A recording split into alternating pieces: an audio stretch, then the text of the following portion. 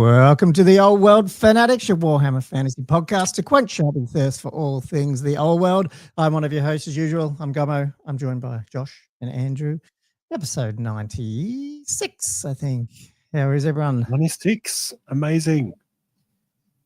Pretty good. Enjoying your finish of our public holiday here, Monday in Australia. We didn't go to work, I don't think. Did we? Did you guys? Probably not. Josh wouldn't have. No. Andrew didn't. Nah. Long live the king. Birthday. And Josh, is it as cold in Victoria as what it is in Newcastle? Because it is freezing here at the moment. Are you guys cold down there? Very cold day. Yeah. It's been raining, grey, drizzle. It's usually colder, significantly colder down here than it is in Newcastle. Yeah. We're down at like single digits. I think it said felt like 5 degrees or something this morning. It's pretty. Still did a beach walk. Yeah. Yeah, Frumpin. Hello to our chat, Frumpy Pigskin. So cold in Newey right now. Obviously, that's a Newey person. I don't know who it is. Curious. Or is it someone who's just changed their name? Because now I can't trust anyone who posts. No, yeah. Your Patreon names keep changing too. I love it. Yeah, exactly. A big thank you, guys, to the people in chat here for our normal Monday live streams. We've got Mark Langley, as usual, from over on the other side of the pond. Perfetty's in here. And Mr. Martinson as well. Oh, and Entropy's here as well already. So, Cathay for episode 100. You know what? Entry may have called that. Could very well be Cathay for episode 100 right now. We timed it beautifully. Oh, imagine isn't it July 5th? People are saying, is that right? And isn't that episode 100? Around that. That would be, Matt. Actually. No. What'll happen is we'll do our episode 100, and then the next morning Cathay will release. Yeah. I like this one. So just back on the weather there, Mr. Martinson, obviously from up north as well. What's cold for you down under? So who was that answering anything under 18? Was that you, Andrew? That was me, yeah. About that. Anything where I can't wear shorts and a t-shirt is cold. So I will admit, like my wife and I were walking the dog on the beach this morning and it was like, freezing. I had to wear shoes. Usually I obviously wouldn't. And I said to the dog, well, if you go in, I can't get the ball back out of the water this time. And we're walking along and it's like windy and it wasn't too bad though.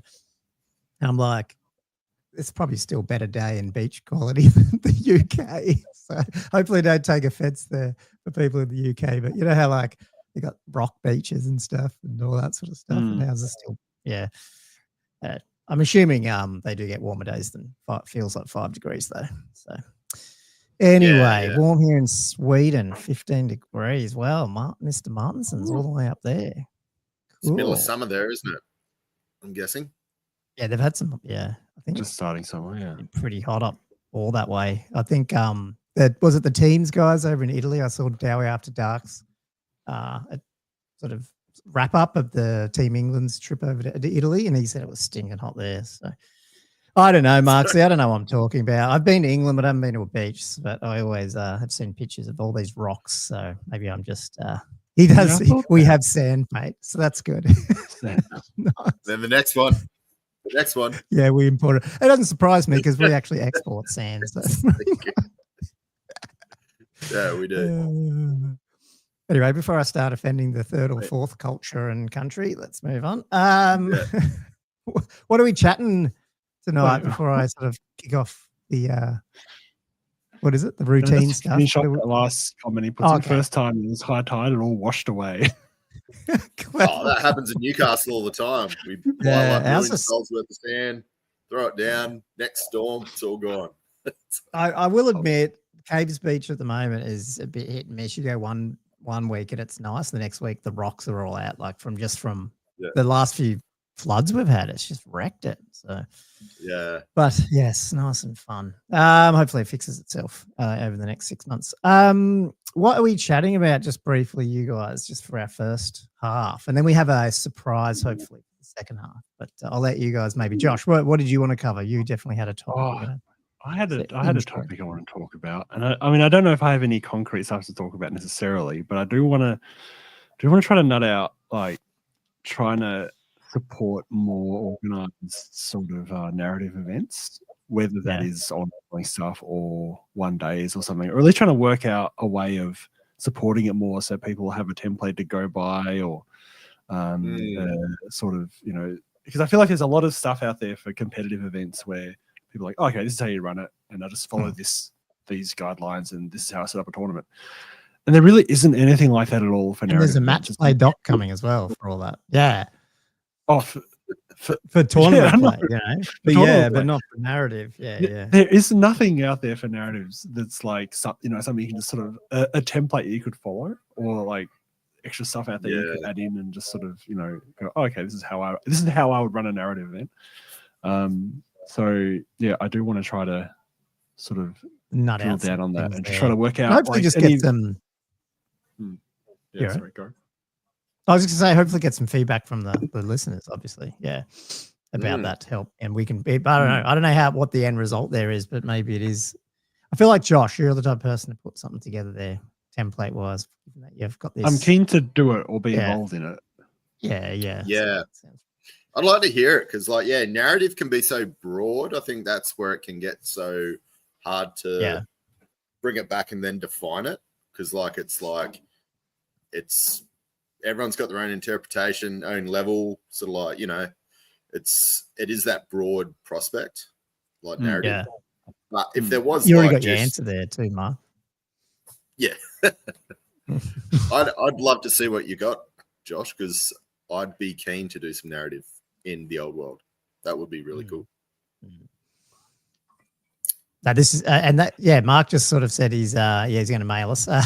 He's already on it with the UK, myself, and Barefoot Miniatures. That's I watch him. He obviously does a lot more narrative sort of stuff and fluffy battle reports.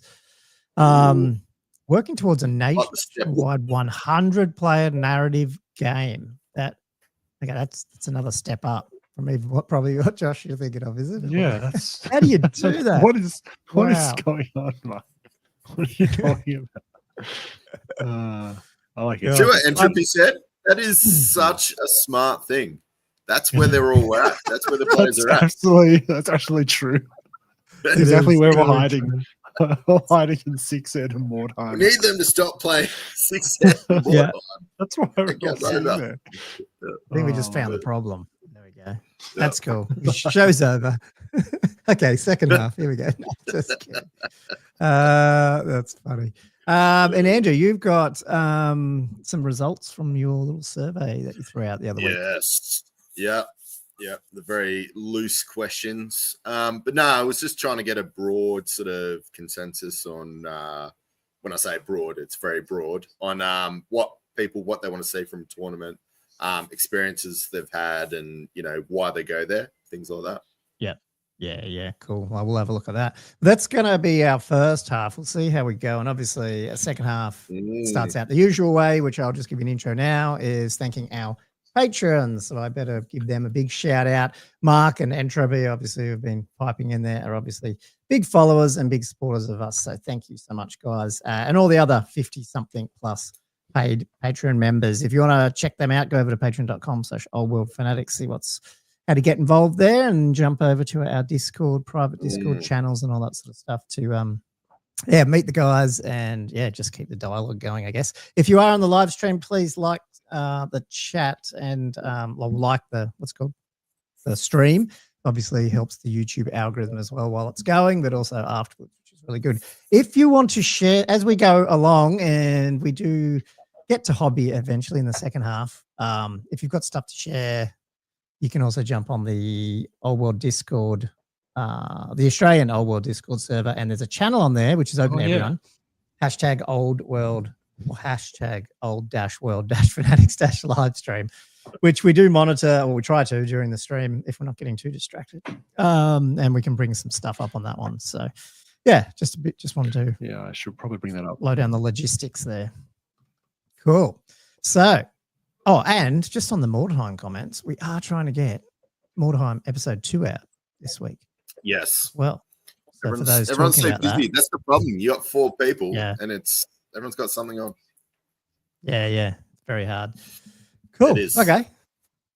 Well, we can get into it. Which one wants to go first? I think I had the servo one first, but I mean we can do whichever. The survey. Go for it. Go for it. I just see your survey up on the in the green room, so to speak. So maybe you looked ready. Are you gonna Green. I'll let you talk for 1 minute so I can bring it up on my side. So this survey, was on our Australian Facebook group just after, we had a good few weeks there of chatting about people's experiences. We got some feedback from random people on Reddit that the tournament scene can be quite intimidating. And so Andrew put up a bit of a post around just finding out people's experience, what they're after, why they go there. If they haven't, why not? Not as obviously exhaustive as like Square-based one, but it was a bit more focused just around Australia tournament stuff. So. Do you want me to bring up the share screen thing, Andrew? Sure. I just want to bring up. So some of them aren't just the format I did it in. Oh yeah, they're not all. Well, there's only like one that's cut off, but the question's cut off. Sorry.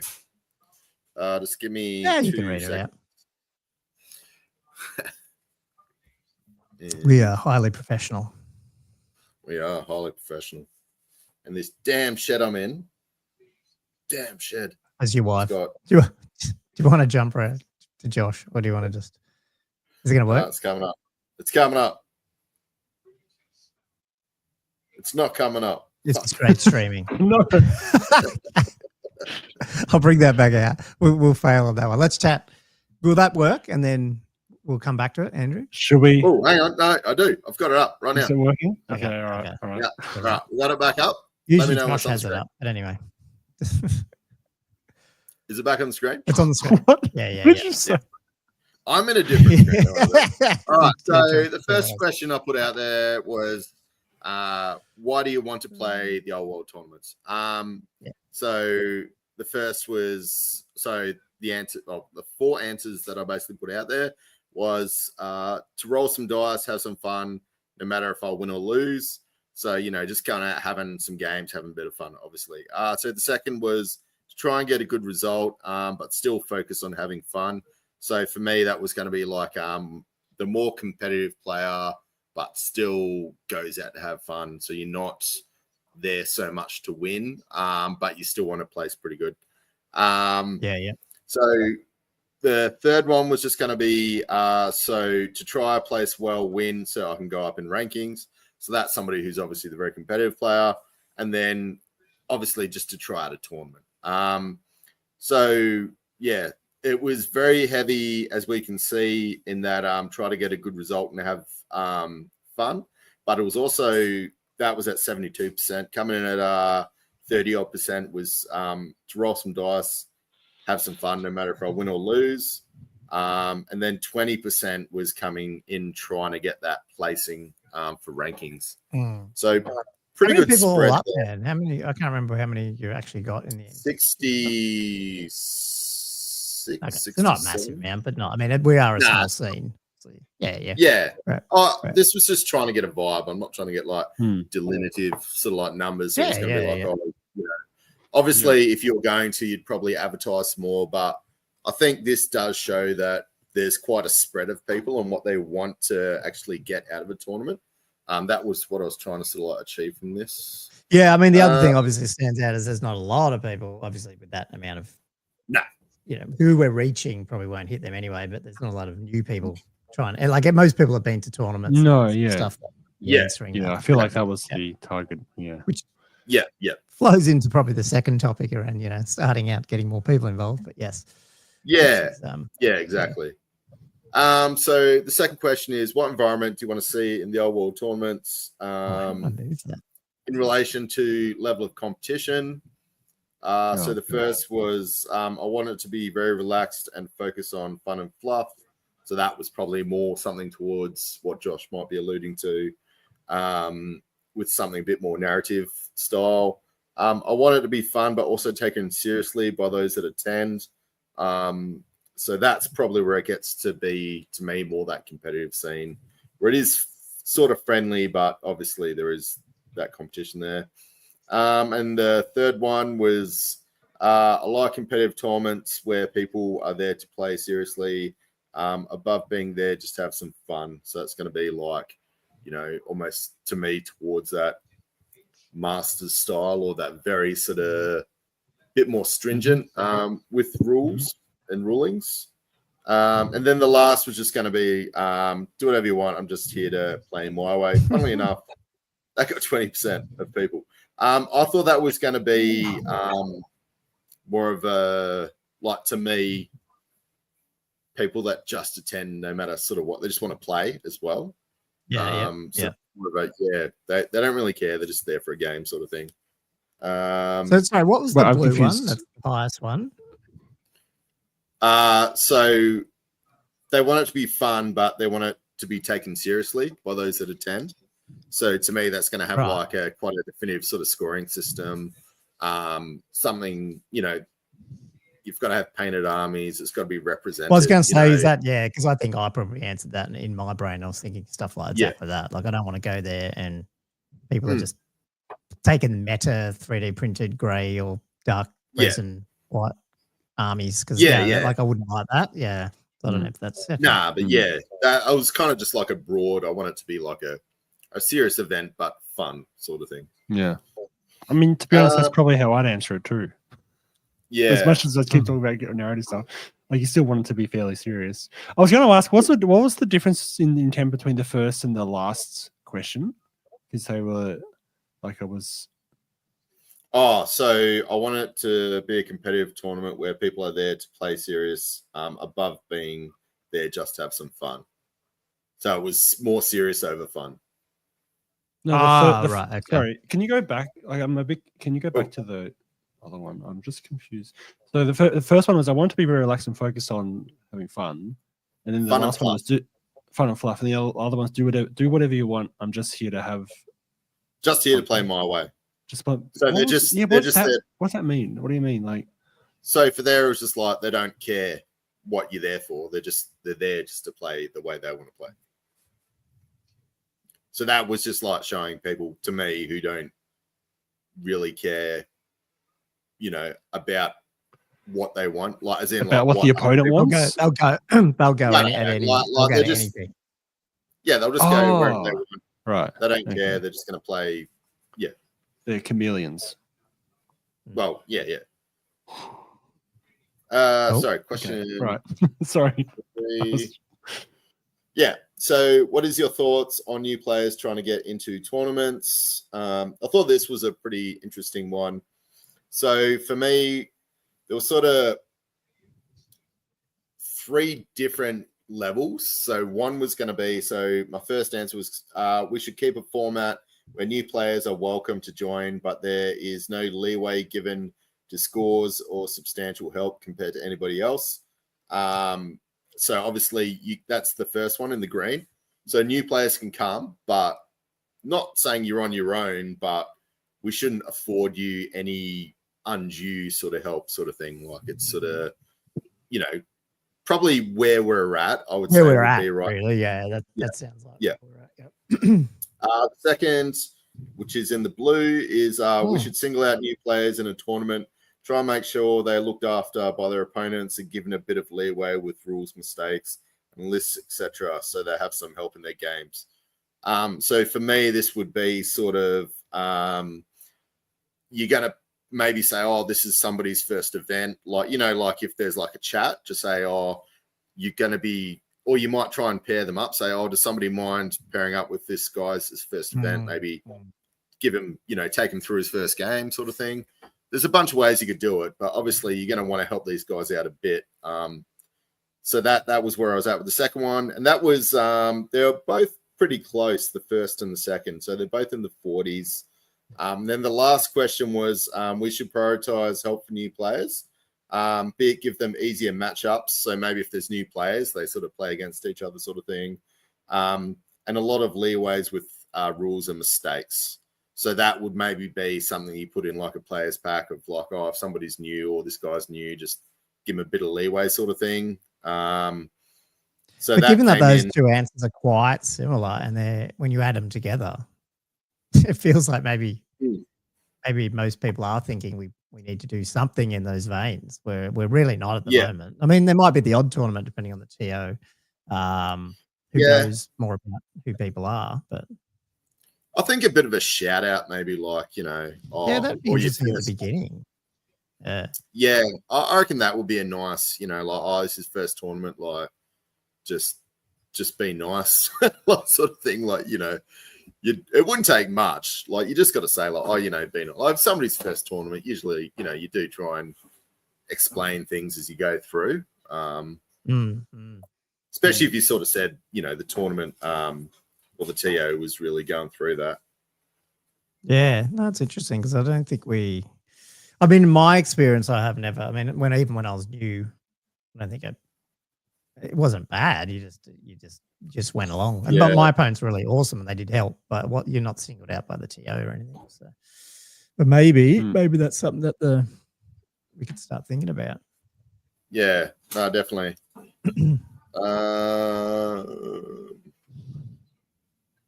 Sorry, my internet is being incredibly difficult.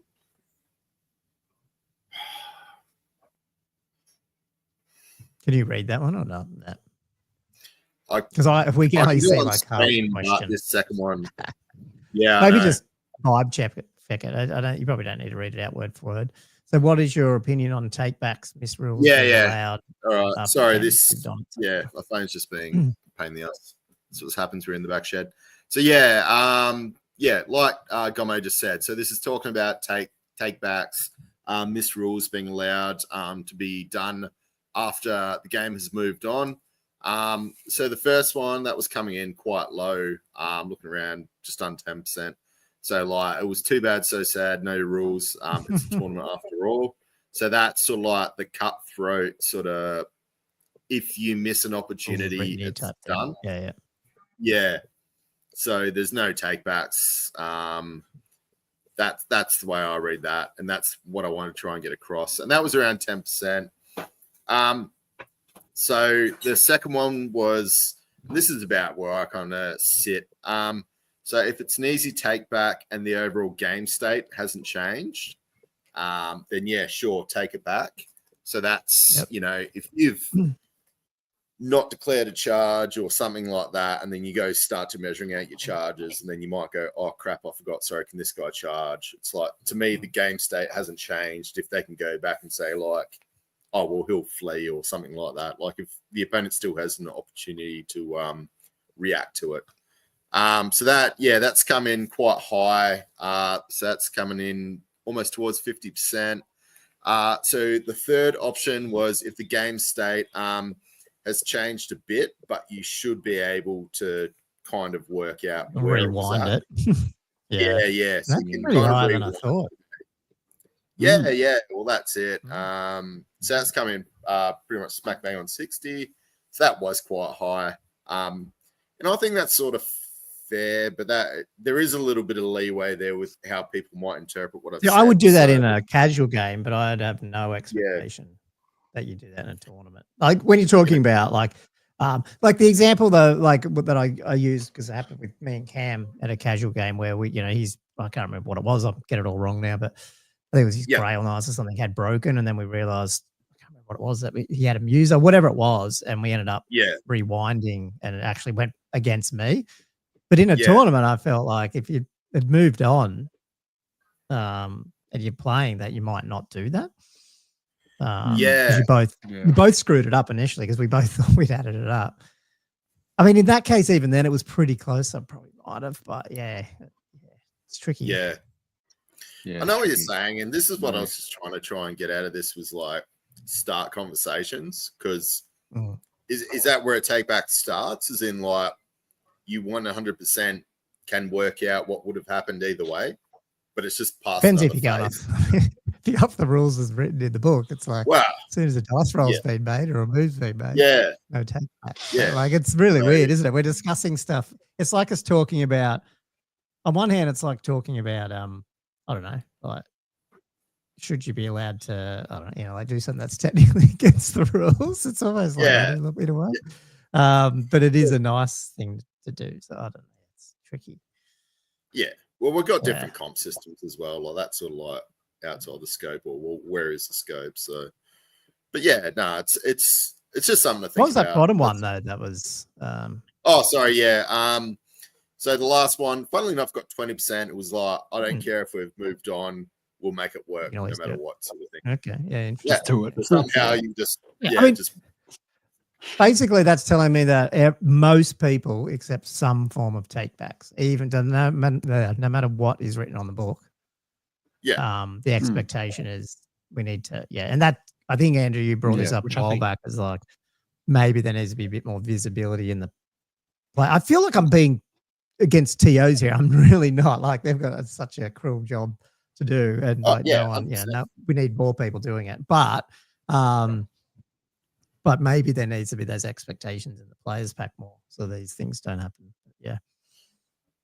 Well, that's why. Yeah, this sort of goes into it a little bit with TOs. But yeah, it's not TO bashing. Like, I love my TOs. I think they need to be protected against sort of like that overly negative. You know, some people. It's really the inconsistency thing then, because technically, I mean, Mark, I don't know if he's joking or not, but I'm like, no takesy backsies. Like, I mean, I know we're probably. I think he's joking. I'm pretty sure he's joking. You know, yeah, but if it's not in the players pack, we're actually just randomly leaving it up to the individuals that you're playing to decide if, and that's where the annoyance comes in, unfortunately, where you're playing and someone lets you, or you let them do it, or whatever, or you let someone, and then they go and play someone else who is actually not breaking the rules by going, dude, you can't do that. Yeah. And it sort of is a little bit weird. So I feel like it'd be nice if we all knew where it sits. And if that includes no take backsies, then it's no take backsies. I don't really give a shit. Is it a gentleman's game, or is it more of a cutthroat? Yeah, it's that sort of, definitely.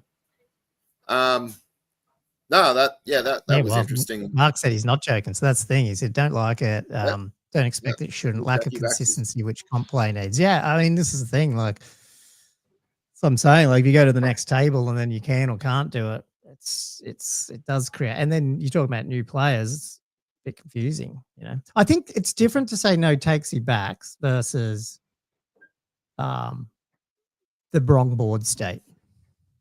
Yep.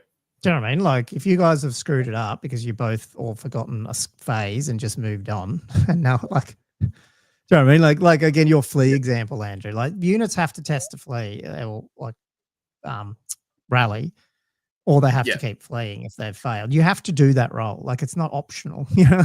So if you guys have both forgotten it, you need to do it. It's not you haven't forgotten. So I think there's a difference there. If you know, people haven't listened to us for the last month because we've been talking about this stuff. Yeah. Anyway, I feel like there's definitely space for, you know, if the board hasn't changed, or, you know, you just marginally moved on a little bit to have some forgiving there, because sometimes you can end up losing the entire game because if you've got one little thing, and that can be really make you feel kind of crappy too. For even for competitive play. Yeah, no, definitely. And I think your question supports that. I think most people in the community, even in a competitive sense, would allow take back. Well, entropy I think is talking to Mark in the chat here, but it's like, what happens if you get something critical like an entire combat or a rally? This is you know, that's a board state. I think that's what he's Mark's probably getting at, that it's, you know, board state must be adhered to. So look, it's a complicated game, and I don't know what you put down. There's always going to be exceptions, or at least people allowing the exceptions through. So there's probably not much we can do about it, unless it was, you know, you had referees on every table. Not going to be happy. Yeah, it does make, you can't please everyone. This is, and some people just get so upset sometimes. But I mean, it's one of those things, like, you know, older, you know, middle-aged gentlemen playing this game, like it gets quite serious. Funnily enough. Well, so I mean, this is really interesting. I mean, I know your survey is not definitive, but the fact that most people in Australia who answered that are quite comfortable with some form of tape back, and Solar Warden saying the same thing, is the data not suggesting that the definition of competitive play has changed? You know, it's not the cutthroat. Well, that's what he's saying, I'm alluding to. That we want the gentleman's game. We want to be able to. Anyway. Sorry, I don't know how many more questions you got, so I don't want to hold it up. But yes. I'll try to smash through these. So, what's your favorite theme in tournaments in regards to lore, comp, and restrictions? So, came in very low, actually. It was fluff, lore, and fun, a number 1. So, to me, that's going to be. Did you deliberately rhyme that? Or was that just how it came out? No, that's how it came out. Okay. I think this is quite late at night when I was actually doing this, so who knows?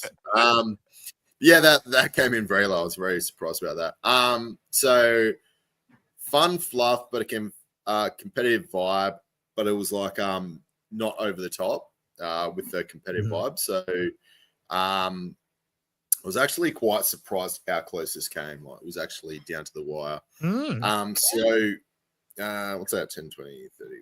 So yeah, both just over 50 somehow. I don't know how that works. Surely not. Anyway, Yeah. I don't have my phone, so I can't check the numbers. But it's exactly the same as the next one, which was competitive vibe over fluff. And then it was just saying like, oh, lore wasn't such a big component.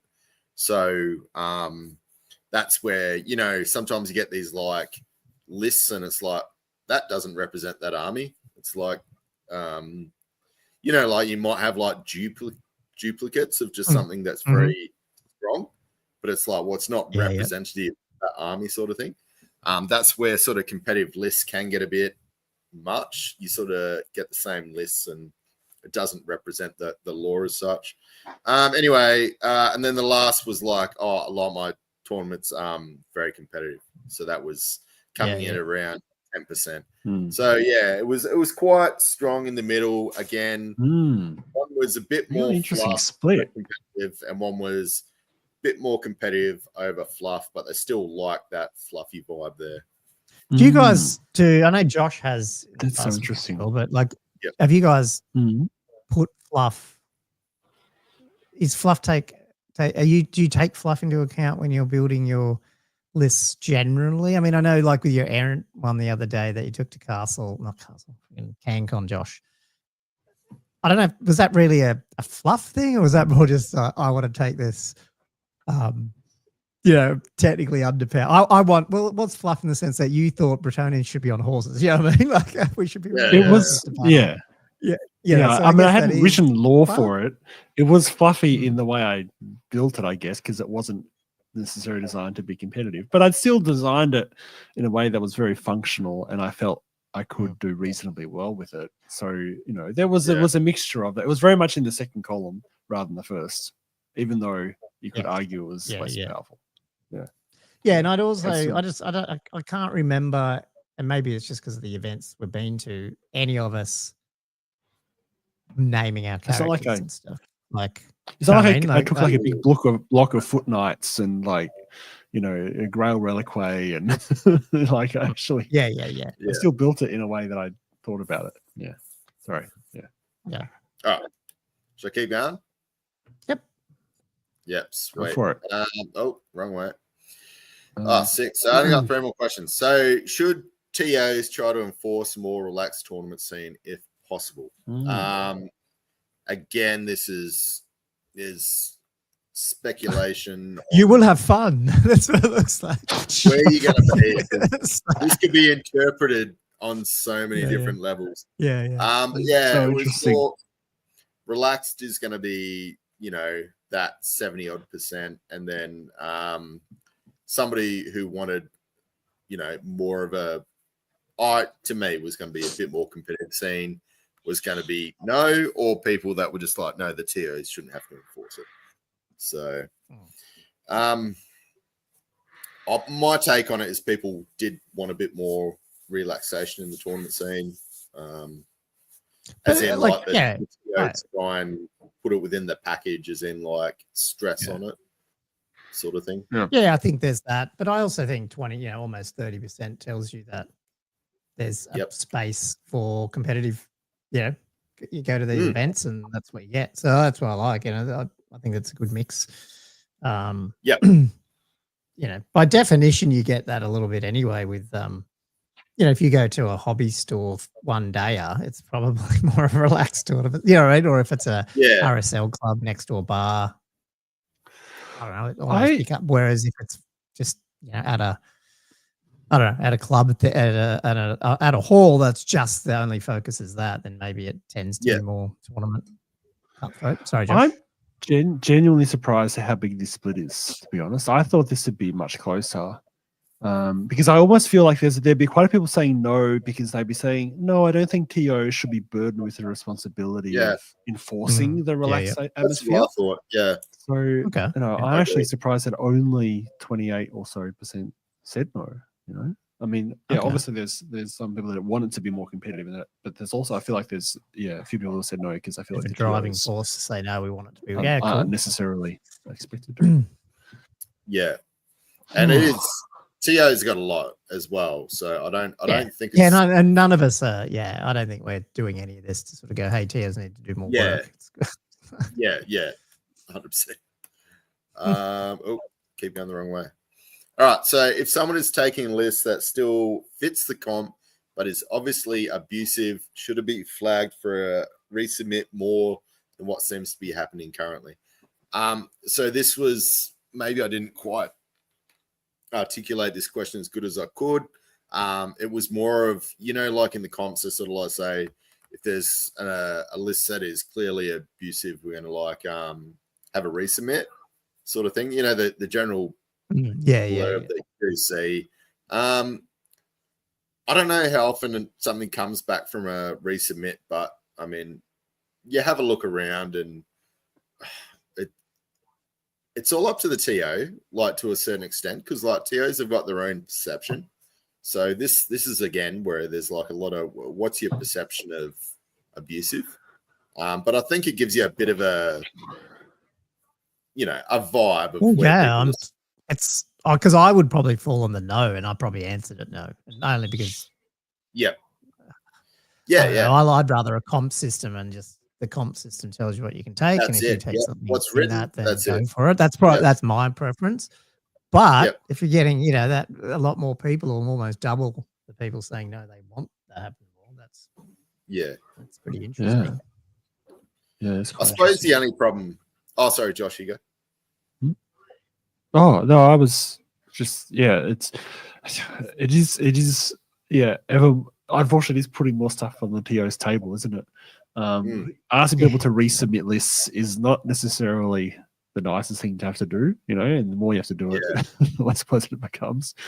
But on the other side of the coin, you don't want to have lots of people coming in with not necessarily broken lists, but lists that aren't enjoyable to play against, and then have 3 different people have crappy games because there's this one crappy list in the day that is really again. Do you think it's up to the? Okay, I don't want to blame this, but like the comp systems as they develop, you want them to, I don't know, I guess, be built in a way that stops some of that. And I guess that's not totally true. Yeah, something like Wood Elves can always be avoidance, for example. But you're never going to get perfection. That is the ideal.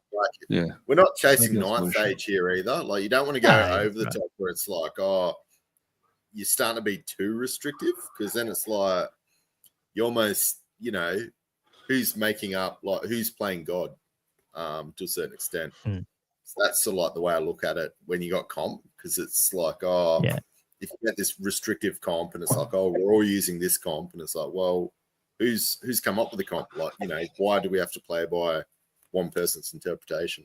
Anyway. Well, this is what Maddie's saying. I'm assuming that's what he means. Like, this is a massive issue with Clash. I'm not sure which ones that was, but dual TOs out there know how strong each list is based on their personal experience with their own games. Yeah, like, there's certain TOs that know the meta and know what it is, but there's certainly others who just like running events and are awesome for the community, and a lot of pressure to say, hey, they're responsible. No, it is. That's the problem. The best players who are fiddling around with the lists aren't the TOs. They're playing the game. So, the TO. Yeah, exactly. If only there was some sort of central way, the TO could be like go, I'm not sure about this list, but then there'd be like I don't know, some kind of private Discord thing where they could just like ask other TO type people, I feel like that'd not be. So I was thinking with old world rankings on the army list views is to have like rating systems, but to do with like rate it based on fluff, rate it based on this. Like this would be good to play yeah. against or not. And over time, like But again, as in like everyone free. can just go and rate lists. Yeah, you mean different like lists. and just have like crowdsourced rating? And then you can search for fluff list or like this is fucking. Or you I could thought you were use that saying then rate as the a player for a TO. second. I'm like, oh god. No, but you could go to the TO could go to that then and go, well, show me like the truly annoying beastman list to play that people rate, and then you get a bit of a guide for what people are taking. You know what I mean? For stuff that people rated as being that was shit, to play against. You know what I mean? Yeah. No. But TO again, tavern, Cam said. Yeah. This is just to get a conversation going. It wasn't. None of these are really targeted. I just want to get a general vibe. Cool. So question 8. This was against that sportsmanship, I suppose. So have you ever not wanted to play in a local tournament because it's too competitive and many players prioritize win at all costs winning? I didn't want to try and start any witch hunts or anything here. This was just to get a bit of a vibe of, maybe if you do run a tournament scene, you could bounce between something more competitive and maybe something less competitive just to see if there's a different player base that comes in, or, I thought that could be something that could be explored. And funnily enough, I found from these, you're looking at 35% are sort of saying they haven't wanted to play in a certain local tournament because of maybe that overly competitive. But I don't know. Again, take it how you will. These can be seen by many quite differently. And the other thing too, like again, it's hard because this is not quantitative as well, like it's small sample size and all that. But like if you're talking about a local tournament in some type of local town thing, then like chances are if you rock up to some little one day or somewhere, there's only going to be 8 people there and 4 or 5 of them are pretty good players, then maybe you won't go, Whereas if you're only judging 50-man tournaments, I wonder how many people wouldn't go to a 50-man tournament because they're worried it's too competitive. Well, there's always going to be like a third of them aren't at the bottom, so it's probably fine to go to. So it's just, I don't know. Yeah, it's the sort of hard to judge without. That said yes. Yeah, that's right. Yeah. So, but then also at the same time, you've got like, well, if you had a tournament that was going to be very fluffy and wasn't about winning, you might lose players from the other side of the fence. That's where it gets very subjective sometimes. Because sometimes you might have a narrative event. People are like, I don't want to play a narrative event. Or they're like, this is a friendly beginner event. And then people are like, I don't want to play in a friendly beginner event. So, there's different sides of the coin. Again, this is just trying to get some conversation going. But I mean, you're saying 35% of people have said it's a decision. It's a decent. They've made a decision. Cohort to not go. People. Considering the sample audience from which you've taken this audience, it's very true. This is a pretty significant portion. Well, that are heavily involved in the community. And I suppose a lot of people that might have answered this, there isn't a lot of fluffy tournaments around at the moment, and beginner tournaments. So it's definitely something to think about. So last question. There's a couple of out ringers in here that didn't even show up. So this is just how you see this is a final question, how you see your local gaming community and tournament scene, just as like a bunch. So bunched together. So great bunch of friendly people. That came out massively. That's most people answered that. And you could do multiple answers on these. So that's why it's so high. So you didn't have to, you weren't just locked into a single answer here. So that's up towards 80%. Welcoming to new players. That was pretty much up towards the 50%, which is good to see. Welcoming to new players. I think that's where you really just looking at the fourth option. Oh yeah. So yeah, the third was a bit of a tight circle that's hard to break into, because sometimes you come, you could have like a smaller circle and you try and get into it for a game. And it's just, sometimes people got their own circles. So I just want to put that in. So yeah, a bunch of competitive dicks came in at 5% odd. I haven't reached out yet. I think they got one or two. Not really my scene. Got a few, and some good people, some bad. Came up pretty high, funnily enough. Was that at 50% as well? So yeah, obviously, not everyone's perfect. You're not going to have a scene that's you get along with everybody. So I think it's and look, let's be honest, it's the hobby that this hobby attracts. Attract's not even the right word. It's just the people who are prepared to play this type of hobby. Well, yeah, can be very, extreme on certain things. It's just how people are. Yeah. Do you know what I mean? Like their personality or whatever. So it's just going to happen. Definitely. That's interesting, man. Oh well, that probably segues a little bit nicely into the chat. Although, we I don't know how long we'll go for on this one because we took a bit there, but onto it seemed to me that that survey does outline the need for maturing the ability to do either new events or narrative or different types or not as competitive as much. I think that's Josh what you were starting to talk about or thinking about. I guess it's actually really interesting to me. Like, I think there's more interest in like not as hardcore competitive stuff as I thought. There's a much more even split between people that even that, like, I think it was like question 4 or 5 where it was like, there was that roughly even split between the theme in the tournaments being fun and fluffy, but competitive versus competitive over fluff kind of thing. And that's what I was trying to get at. Yeah, and that was in that wording. So it was that's really, really interesting. So that says to me that there would be, I feel, people that in both directions, competitive or more sort of fluffy narrative stuff. I feel like there would actually be a decent sort of level of interest in both of those types of events if they were sort of options. In the community. And there isn't really much in terms of other stuff, but aside from the competitive and I think stuff. we touched on it last week a bit that it's almost easier to run a competitive tournament than it is. I think it is. It is. And it's weird, though, too. So because there's only the tournaments available, it's almost like, it's again, this plays into what you see with the survey. It's that people want the tournaments to be fairly relaxed, friendly vibe, and not be that hard competitive because everyone's there, they just want to enjoy it. Yeah. It's almost like because it's a substitute for a narrative game. I know it's a competitive thing. I'm here, but I just want to have fun. I don't really care about the result. And it's sort of like morphs the event slightly. If which is not a bad thing. It's very answer this, then answer this not truthfully, but like just off the top of your, like out of the cuff. If tournaments every weekend was right near you and you could just go and you were allowed to go, you had the leave passes. Have the and blessing. There was 2 tournaments in your city, and one of them was going to be quite cutthroat. It was there for rankings. You knew who was going versus. Yeah.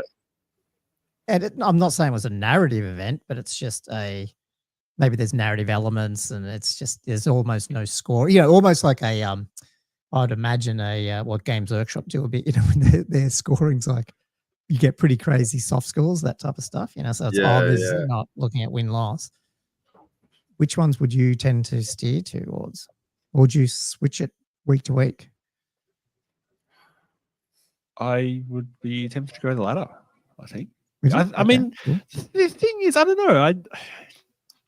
I still feel like, I know there's a lot of talk about narrative stuff, but there is a lot to be said for a drop of competition or meaning out of each game. It's not like you just play the game and just move on. Like you want the result to be meaningful, that type of thing too. And whether that does mean there's a slight ranking system or something that comes out of it, or a winner at the end of the day, that's okay too. And I think that's sort of it's sort of getting that balance right as well in terms of how much is it just a fun immersion, you're just trying to play out a battle on the table kind of thing, versus I'm a good general and I beat you you know. Yeah, and it's almost Yeah. like the win-loss part of it helps you determine those fun elements too. I mean, I'm not trying to throw narrative under the bus here or anything, but whenever we chat about games round to round, you always talk about, oh yeah, what'd you get? Oh no, I went down 16-4, but it was this cool thing I tried to do. You know, like the story comes up because of the loss or the win. Yeah, it does. Generally, you know what I mean, like it does help. So yeah, it does. And even when I'm like doing my little mini reports for like the campaign games and stuff, like I still go through like, oh, I did this wrong, did that wrong. Like sometimes my game reports for those as infrequent as I do a game report, but it's not that different from me doing a tournament game report. Yeah, exactly. yeah. You're still trying to win and everything, but it's just kind of that element, the slow grow part. Yeah. That's interesting. Yeah.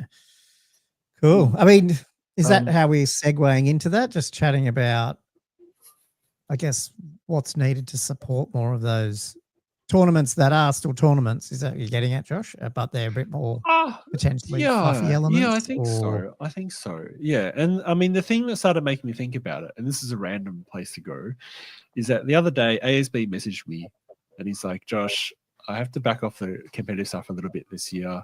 I'm really wanting to do like a campaign in my local club, and like he's like, give me some ideas. Like, okay. But he wants to do like a what's the word? Escalation league is like slow grow, but he wanted like character development stuff in it. I'm like, what? And like that's the type of thing where it's like, oh, that's a cool idea. There's no real, there's nothing out there to support that, like in anything that's been published in the last 20 years anyway. So like there's a really good White Dwarf article, I think it was 295, the Oz one, which is like back in 6th ed, where they did actually adapt the Mordheim rules, for character injury and skill charts, as an ongoing thing in the campaign for 6th ed, and that's what I adapted for my campaign, and I'm actually quite happy with the function of it. But a lot of those skills they're not applicable to the old world, and it needs to be adapted to that. But I feel like that's the example of what I'm thinking about. It's like, well, that putting together something like that where you have like a bit of a character development system, could actually be really supportive. I wonder, and this is totally off. Like I haven't talked to you guys about this because I know you're probably not that interested in role play stuff, but obviously with the old world role play coming out, which apparently is coming out in the next week or so for pre-order. If you guys have watched any of the videos of that, they've actually, I think we talked about this, I can't remember, but they've gone to the stat system to match it up with old world, if you know what I mean, or very close to it. So I don't know if you know the old Wrapup, it was all 100 based, like the old, it was like 3rd edition, it was based around 3rd edition. That's when it came out. Whereas now they've gone, so you could probably guess what a normal human stat line is in Warhammer the Old World role playing. It's 333. Like 43333. Yeah. 1, Like 3, it's, 1, and so 7. and on top of that, they've flipped. They've gone away from what D&D does and what Wrapup does. There is no hit points. There's no wounds. You do not have a number that says when you die. You just take injuries. Like you would in normal life. You don't have a number. Like Josh doesn't have a hit point rating as a human. He just eventually will die based on old age or getting hit by a bus. I don't know. Shouldn't say that, Josh. You're not going to get hit by a bus. But you know what I mean? Like people don't have hit points. They just and put so that voodoo on you, Josh. What the hell? Watch out for those buses, Josh. Yeah. But it's built in then with this new system to allow you to live as long as your injuries don't kill you, basically. And I wonder if there's going to be elements that we can nick from that. Yeah. Given that it's very new and modern and up to date, that could go into old world. Because I don't know. I don't think they're thinking about that as such, but it is interesting that the stats line up almost, which would be sort of interesting. So that is good. All right. That is really cool. I'd love to see what they come up with there. Because I could totally dial into it. Because I think there is definitely a lot of scope there. I mean, it's not even necessarily like a long-term thing. Like you could have characters develop over 3 or 4 games quite easily. You could get quite a lot of stuff happening. Entropy. These Let's guys. keep are so going. ridiculous. The other thing I was thinking about, and this is something that really, I think this is one of the strengths of narrative games that you don't get in competitive, and that's asymmetric scenarios and stuff where, and just like, for example, like the ambush type stuff or the last stand type stuff, stuff where, you got your army is like fighting against a tide, or you've got an advantage in it to the scenario, and that that is such a deep well of storytelling and narrative, and sometimes especially if you design it well enough that both players do have a chance, like a decent chance of winning. But you get so much story out of it too, especially if you are the underdog and you come out on top. Like that is such a massive thing. And I don't know. I think having more of that kind of scenario available, so people can plug into events, would be really cool. Like symmetric ones as well, but especially asymmetric. Are you talking about 2 events here? Do they work in like 1 day, week or weekend events, or are they more escalation leagues that go for? I'm actually more trying to think of 1 day or 2 day event type things more than the escalation type stuff, to be honest. Because I think that's there's still there is still a huge like demand for that. I feel where people, they just want to go in for just like a tournament, just go in for a 1 day or a weekend, rather than an escalation thing is a much bigger commitment where you have to do it like every month for months on end, or every 2 weeks, or whatever the cadence is. So I'm almost like I'm more thinking about those one-off,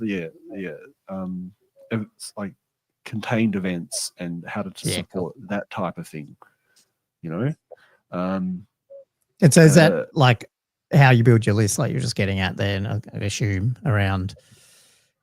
Is that different list sizes that you bring to the tournament? Maybe you might have to bring 2 different lists, a large list and a small list, and then you're using one or the other depending on the scenario that you might find yourself in. And then the question is, how do you plug that into the event at large and that type of thing too? There's a lot could go on. And it does seem like more complicated and overwhelming in a way. But I feel there's a key there where if you just had a couple of steps or a specific template to follow, it actually, I don't think it's as hard to do as it sounds. I reckon you're right there too. I'm just thinking of different options. It'd be cool. Because I was going to say, did you bring any suggested templates or no? Any baseline? No, it was just straight up. No. We're trying to troll the crowd to give us them. So we got the Mark's already emailing him, so we almost solved it in 5 minutes. Got some dot points. Podcast, but I haven't been looking at the comments. They've been chatting about what you're made of, Josh, and and then we're confusing Mark because me and Andrew are both answering him, and he doesn't know who's who. Poor Mark. Okay. Oh dear. But I think there's stuff there, and there's lots of other sort of fluffy things like having a weather table. Trying to drill more into like different types of objectives that are like objectives that a defender could hold, or that kind of buildings you want to destroy, or that type of thing. Squarebase have done a good job with this around the tournament setups, and they've obviously got the terrain stuff, which again, they've actually, I noticed in the SBot 360, whatever it is, the third online one there, the Val's running. They've got some ones that are not symmetrical as well, so they've got the layouts, but but I guess what you're getting at is almost that type of resource level, but for these other type of events, which I'm assuming over time Rob might do that as well. But that is what I'm thinking of. And maybe whether we that should be putting it becomes up on our websites, whether it's like a team style thing where you can pick who goes into what scenario or whatever as well, that could work as well. But there's I feel like there's a lot of play that could happen there, and being able to pack it all into like a weekend event or a tour or 1 day. I think would be quite popular. I think that's because well, there's SBot 360 kicking off. There's also, and I was going to mention, I'll give these guys a shout out because it's sort of related. And to be honest, I have to apologize to them because I don't even know where I think the link to this Discord campaign group server was posted on the Australian Discord server. I'm not sure, but anyway, it's called the Old World Campaign, Season 6 Highlander. If anyone wants to join, it's an escalation narrative event, but it's all done online. So like 500, 100, I think there's 500, 1,000, 1,500. So you can play from anywhere, but it's very heavily narrative driven and sort of stuff like that. So there's like heaps of different options out there now, but at the same time, like where do you go to find them and all that is they're sort of everywhere, but you don't sort of know also where to look. Like, and there's certainly not ones that are just a weekend, I guess is the interesting like, I probably would struggle joining ones that go for 6 weeks 6 months or something, because I'm not 100% sure what I'd do week to week. But if I know I'm getting a weekend off, now I can experience a narrative one that I don't generally do. I'd love it if these things were done more, for sure. Yeah, I think it would work. I was the other few weeks, I was trying to note out. I mean, Mark put a comment about, like he said, about tying in Mordheim with the old world. And I was like, I've been trying to work out how to do that, but I just couldn't come up with a meaningful way of, like, because the way Dono tried to do it at CanCon last year as well. It's very, very hard to do that, really. I think in a meaningful way. I feel like you got to stick with one system or the other, unfortunately. Did they do so? How did they tie that one together? Was it like a different day that you did either one, or was it? I can't remember. No, it was a team thing. So it had 2 of the Old World players and 2 Mordheim players, and then the Mordheim games would affect the board state and sort of how the Old World scenarios would play out as well.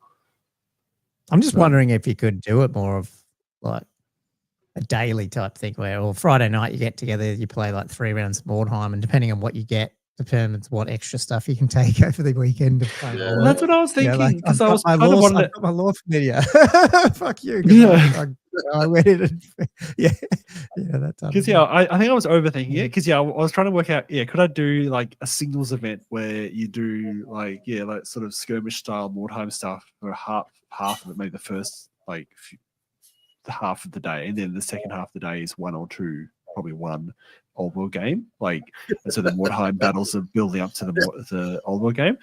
But I don't know. Like it feels weird. Like I kind of wanted the same characters to be playing in both things, and then it doesn't really cross over that well, especially if you're getting all these effects from Mordheim and different skills, and it just doesn't transmit. So I felt like, oh, it's just going to feel disjointed, because you're going to have the Mordheim band, and then you're just going to go and play the Old World. And I was struggling to get it in a way that felt connected enough for it to be worthwhile, and not just why are we doing it? Just play either Mordheim or the Old World, man.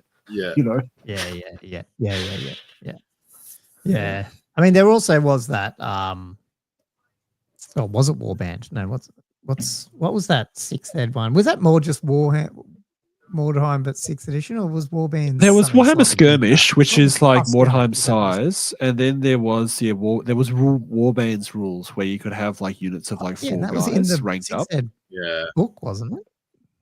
Oh, I don't think it was in the rule, but it was released as part of this. I don't think so, but it was in the 6th ed. Like there was rules for it as like a little pamphlet thing, and then the Warhammer Skirmish, which is like essentially the single guys Mordheim style. So, I think anything you did was going to be like, just seems like easier. That the easier it is going to be, the easier it is to like obviously, put into a tournament system. If you've got like, I want to have this character that can port into, like, it just seems very hard. Whereas if you had like a reward system like you're talking about before, where it's like, generic reward, just say like, all right, we've got this many races, just a generic reward for each sort of different, so dwarves faction, out there might get, they're factional, Beastmen might get. But they're playing Old World, so you mean, like they're not trying to play Mordheim. Well, you could do one on the other, and it's like, oh, if you win this game, you can get a free unit of blah. So like almost like the player that's going would have to supply that anyway in case. So it's like beforehand, you sort of like know what you're going to be, your rewards are going to be to a certain extent. So you could actually bring that along as well. You have to be quite generic. I know what you're saying, but it's like on a big scale, it could be so hard. Like if you're like, I mean, like, you know, porting a player would be freaking awesome if like you've got this hero that's in your Mordheim band and all of a sudden it's like in your army. Like that would be awesome. It's always like the dream, but does it actually happen? Yeah. And I guess it's ironic. Cool. We talk about this stuff, and I like on one hand in my brain I think, oh, we're talking about narrative events and escalations. It's for beginner players, but really this stuff is not really. It's like taking the complexity up to like 11, so it's not really. It does actually help someone get into Old World. Not really.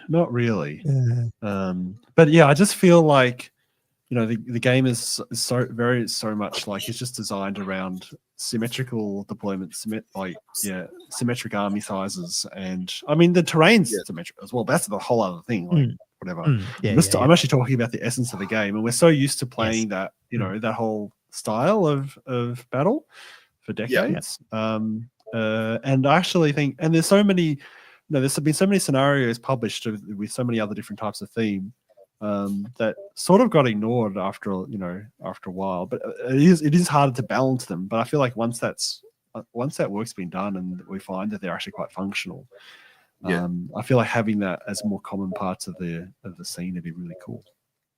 Well, cool. Well, I mean, now I'm interested to see what Mark's going to send through, because maybe that's something we can go through on another episode. Is he just sending it to the Old World? I sent it to you, but I don't know how he's. Yeah, maybe. Maybe. Or is he just sending via Discord? Maybe, I don't know. Yeah. Anyway. No idea. Yeah. One of us will get it. Yeah. That'd be interesting. Well, anyway, that's all I've got. That's all I've got so far. Concrete.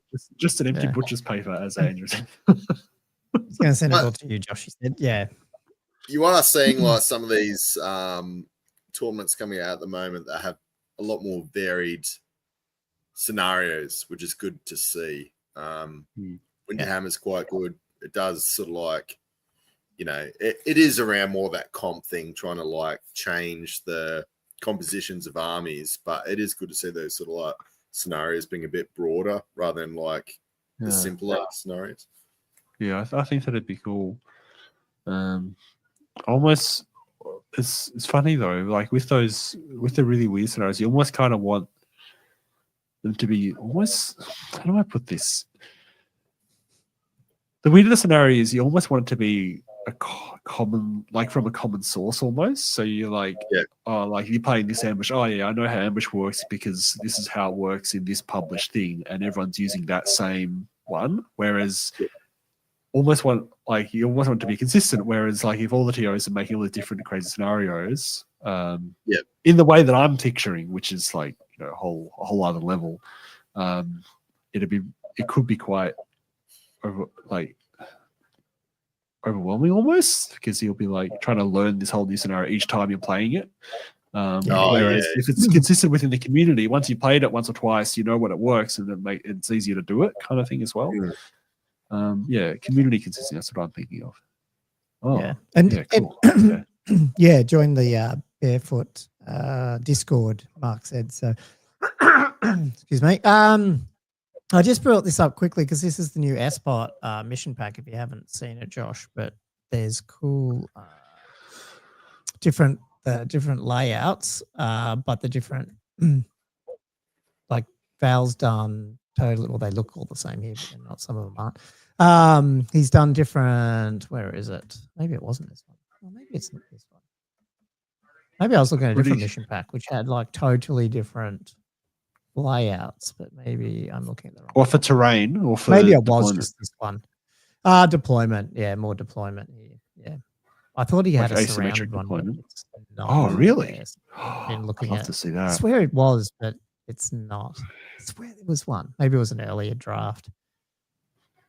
But he does have some interesting other That'd elements. be. to the I'd be mission. really surprised because he's so hard with the symmetric terrain. Although that one didn't. Oh, have that's symmetric Rob, terrain, but did this it? is Val. He does. Yeah, these aren't symmetric. Oh, I don't think. sorry. Some are, Okay. some aren't. This is Val's stuff, is it? Okay. Yeah. It's a great so worth partnership. checking out. It's good to see some contrast in people's opinions. Yeah. With Rob and Val. They're like their two But definitely, sides, yeah, which is Barefoot Miniatures. He does awesome narrative stuff on his YouTube, so definitely might go check that out too. There's just so much content; it's hard to keep up with it all. So, cool. Well, do we want to jump on to the second half? Yes. Yep. I didn't actually Grab really Jack allude to Ripper. what the fun. Yeah, you're right. The surprise is, but we're going to listen right at the end. We're going to listen to Josh and mine's first ever game that was on. Isn't our that in the YouTube channel. title? Well, yeah, but it wasn't totally alluded to. Like it wasn't. Oh, Not yeah. that we were doing the YouTube listen through. So probably should have said that at the beginning. So yes, that's going to be right at the end. So if you want to, God, it's going to be embarrassing. But anyway. Oh, It's only 13 minutes long or something because they're only old picture battle reports, but it's kind of funny. So we better make some movement on that. Anyway, a big thank you to these patrons. We'll give them a quick shout out because they've been smashing us in the comments.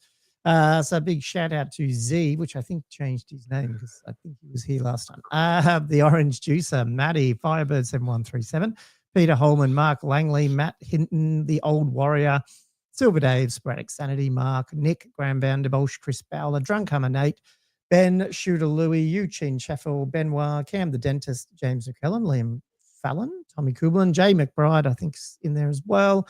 Flatwell Judge, Sexy, Jelly, Herald of the Old World, Sexy Killher, Jelly. David Dodge Lancaster, Tommy Dogs, Matthew Klein, Thumper, Matt Morris, Perfidy, Griff, Jestors, Wood Perfidy. Duck, Josh Griffiths, Nananum, Daniel Broadstock, Jonathan Ringler, Elliot Broadstock. Mitchum, Gilthos Draconos. He seems to be back to his painting. I think he's getting a little bit psyched with the changes coming for the mission packs and erratas by the sound of Do it. you think It's that's cool. what it is? That's what's got his And mojo obviously Cathay's going again? coming. Diesel, Denny I feel like Gamer, if it Robert was from V. Cathay, he'd be like waiting for Cathay to come out almost, but Yeah. he's off painting Saurus. now. Saurus, yeah, that's right. Episode 2, Attack of the Crones. What? OG Whirler. The crones. OG Whirler. And then we've got Bobby Oh. Gherkin. Oh, D- the back to front? Yeah. back to Oh, is that front. a butt? Okay, butt back to front. So he's done upside down. Now he's back to front. And then probably the normals, Gunwich, Zen, Fox, or Sean, Todd, Lloyd, and Chapstick. Was that Zen Fox last time, or do I just keep saying Sean when I read it out? I can't remember. I thought it was think them. he It might have changed. I've just probably Yes. been saying Sean. Maybe it's been saying Not even reading it. No. That's funny. Cool. Anyway, they're our 50-something paid Patreon. So big thank you, guys. Keeps us turning up every week, and we're almost up to 100. So it's crazy. 100. Weekly episodes. Oh, yeah. Obviously, we've got lots more videos than that. Like I said, stick around after hobby and stuff and Patreon questions, which we're going to just after this, because you're going to watch our reactions to episode 4. I think it's episode 4, where Gommo plays his first game against some Bretonians, and that Ooh. person playing them is Sneaky- Josh. Sneaky Bretonian stranger. Yeah. Oh, Cool. dear. Shall I hit the questions? Hit the questions, and then we'll do some hobby and get onto that. Only a couple of questions this week. And one of it's from the dentist, who I think has gone to bed because apparently he needs to be well rested to perform dental surgery. That probably was, Jay. Probably was. I don't think I had any Pegasus models back then.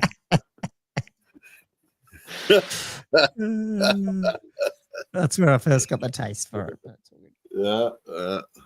Love it. So yeah, the dentist is gone to bed. But his question was, this is about the match play document, and reading it again, I probably should have given you guys a little bit of forewarning because match play document is coming. What are you hoping to see? Follow-up question, what don't you want to see? Answers can be broad or specific, i.e. changes to character allowance or no green knight. That's his, there's a I lot. feel like there's a lot. So Mark's saying Gommo's got a never emptying vino glass. And do you notice I keep switching between water and wine because I try and keep it going. It's not that never ending. It's only half a bottle. I feel like I need the table of contents up of that doc now because I can't remember what was in it. Do you remember, Andrew? I do not want to see a terrain placement pack that's got just a symmetric map of where all the terrain should go. Yeah. More shape stuff, and I don't want to see it. I hate to see it. I'd be so disappointed. I'd be outraged. Yeah. I don't want to turn into an esport. That's not why I play Warhammer. No, yeah, true. Yeah. Nah, why do you roll the dice if you got the same side? Exactly. Not even just mark it. Don't even bother playing the game. What I'd like to see in the match play is them telling them that legacy armies are available, but it's probably not going to happen. It's now accepted in the witch. What if they're going to put that in there that it's still not? Like, I don't know. Because so that match play doc is more about helping run tournaments and all that sort of stuff. It's nothing to do with the FAQ and errata. Hey, so realistically, I don't think there's going to be rule changes in it. No, I think they're saying they're going to release comp. Like FAQ. It did say about composition. To me, it seems like a combined lease. I think the vibe is that this is let's get serious. That's the vibe I'm getting from. At the same time, they're like, oh, we just happen to have the match play and we have this FAQ, erratas. To me, I'm getting the vibe is going to be this is the addition. Yeah. This is where. I hope the composition stuff is at least a little bit more than what we've seen from them in the past. Like that 50% character, whatever it is, or 20. What is it? 25 on one 25% for one character.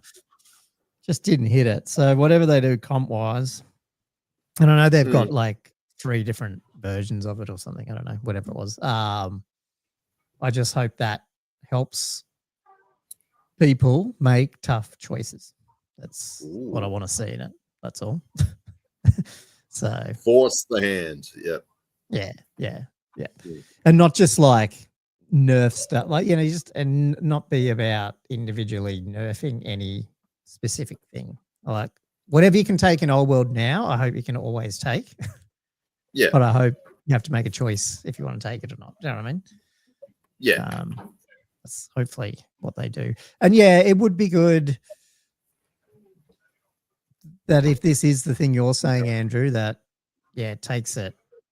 Yeah, this is how to play it. That everyone, it's good. It'd be great if this is good enough where most, 90% of competitive tournaments use it out of the book, because then you don't have those issues about, we're running this comp versus something else comp, Yeah. I'm hoping they've yeah. Well, my take on it is that GW sort of like put out this thing and it's like, oh, we're doing the FAQ, the errata, and obviously the book that's going to, hopefully give you a bit more competitive guidance. To me, this is like GW is like, oh, this is what you want. I don't know if it's like what we want, but it's their sort of like their take on it. I don't think they're going to give you exactly what you want, but I think it's as good as you're going to get. And the old world game is good. I think it's been really good. So if they can add if they can get it right, or not right, you know what I mean? Like get it to the point where it's like, yeah, this is cool. We can base, most stuff on it. And if the odd Arcane Journal comes out and something's too strong, someone can just nerf a little bit of it or whatever. I don't know, but most people play these things if they're good enough and they don't go down some crazy route we don't like. Because certainly these scenarios look kind of interesting when you look at the names of them. They do. Like what they think. Encirclement is quite intriguing to me that they've got in there. Like that sounds like, how could you have an even asymmetric deployment with that kind of scenario name. It's also intriguing to me they've got 3 different scenarios for doubles as well. Yeah. Like, what's double envelopment? Like, what is that? I'm actually really like rereading these scenario names. I'm like, yeah, this is. I'm sort of intrigued and sort of hopeful. These could be quite cool. And then they've got not just secondary objectives, but right at the bottom with additional rules, they've got secret objectives as well, which is cool. Yeah, that is actually really quite cool. Yeah, the more I read these contents, guys, the better I want. Because it's one of the things where I've seen, in the past, like cards where people draw a random card and then they've got the secret objective. That's what they're trying to do. I'd like to see something like that. Yep. I mean, the thing, unfortunately, with all this, it all comes down to the design and the specifics of what they're actually done. Like these names and concepts are cool, but unfortunately, it's all in the implementation. Yeah. No, definitely. It's going to be very interesting to see. So, should be here soon, I think. It won't be long, I don't think. I know Cathay's not long, but it's definitely those dates because I don't know if you guys watch Mountain Miniatures, but he's making some funny jokes lately about having to finish the game early because he's got a lot of painting to do and stuff. Alluding. I'm just trying to finish this brand new Warhammer Fantasy army that I've got to get done. I've got a lot of jade green I've got to paint. Yeah. I ran out of jade green contrast paint. Yeah. Definitely coming. What's the next question? The next one. The next one is Perfidy asking, why does Games Workshop hate Cathay? That's his question. And I feel that's another question on GW. Is this the first time we haven't heard Arcane Journal when? Has he failed us? I did put that in as a question, but that was not because he asked it. That's because I put it in. Because I was trying to tease him. No one wants it. Yeah, well, I think Andrew, you said this, or someone said this the other day. It's like at this point, it must just wait till these FAQs are out because it's not going to be valid. It's the week he doesn't ask the question. Is that suddenly the week when it happens? It happens to Bretonian faction focus. He finally gave up asking, and then the next minute, it's called falling versus striving. Sometimes you just got to fall into it Perfidy, and it just comes. Cool. Okay, well, that was a nice, quiet question weekend. That was good. Or week. Yep. So. We've got some hobby though, because where are we at? 1:12. Oh, we got time here. That's good. Cool.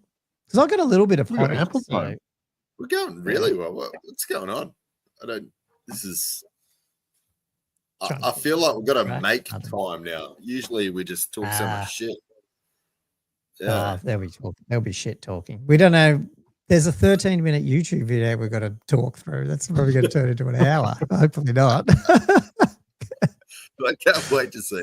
I was going to look it up. I'm like, no. You haven't seen it at all because obviously I went to it. I found it, and B, then I checked that it would work. So I didn't purposely. It was special. Let's start with Josh, Andrew's hobby then, because Jay just said, "How's the 3D printer going, Andrew?" I'm plodding along with it. So I wouldn't say I've given up, but I smashed like half a downer. I'm like piss farting around. I'm like, what's going on? Watching videos, trying to look at the extruder, see what's going on. There's some things going on. It's not working. I get like a third of a print, and then the print just starts moving around the 3D printer. That's so funny because I'm just obviously I don't know anything about FDM. Man! So when you're telling me this stuff, I'm like, what? How does this work? Yeah, I get, I'm doing it. I'm going to give it some time. And then it starts going good, gets like this print, and then it starts. Because it takes a while to print. And then when it. Yeah. I just. It's bloody, Anyway. I mean, resin's the same as well. But I mean, FTM's probably even slower in a way, isn't it? Because it can be slow depending on what you print. You know what I mean? Like you can print, it's weird. FTM's slow if you print something. Like lots of stuff. This thing's an antique. It's an antique. It's well, this is the issue. Maybe we're going to spend some money to get a good one. No. No, it's not the way I operate. I buy a piece of shit. I put hundreds of dollars into it where I should have just bought something good in the first place, and then it doesn't work, and then I throw it out and get angry. That's the way it works. It's the phases. You got to go through the phases. I like it. Yeah. You don't buy something good. You buy something old, put all this money into it, doesn't work, and you get shitty, and that's where I'm at. What's your worst experience, Josh, so far 3D printing, without going into too much detail, because I don't want to derail Andrew's hobby hour, but like, have you had something like that where you've just been stuck, hobby on something, or have you like had resin go everywhere? Like, have you been pretty, like, have you had? I've had lots of crap happen, man. Yeah. Oh, you have. So you've had a heap. I've had annoying things where resin or where? And you what?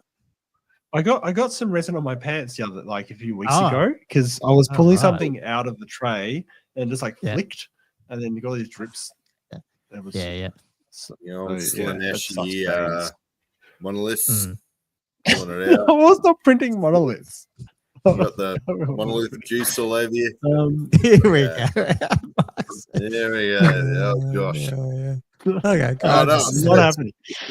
Oh my god. I don't know. I get lots of disasters, man. Stuff happening all the time with my friend.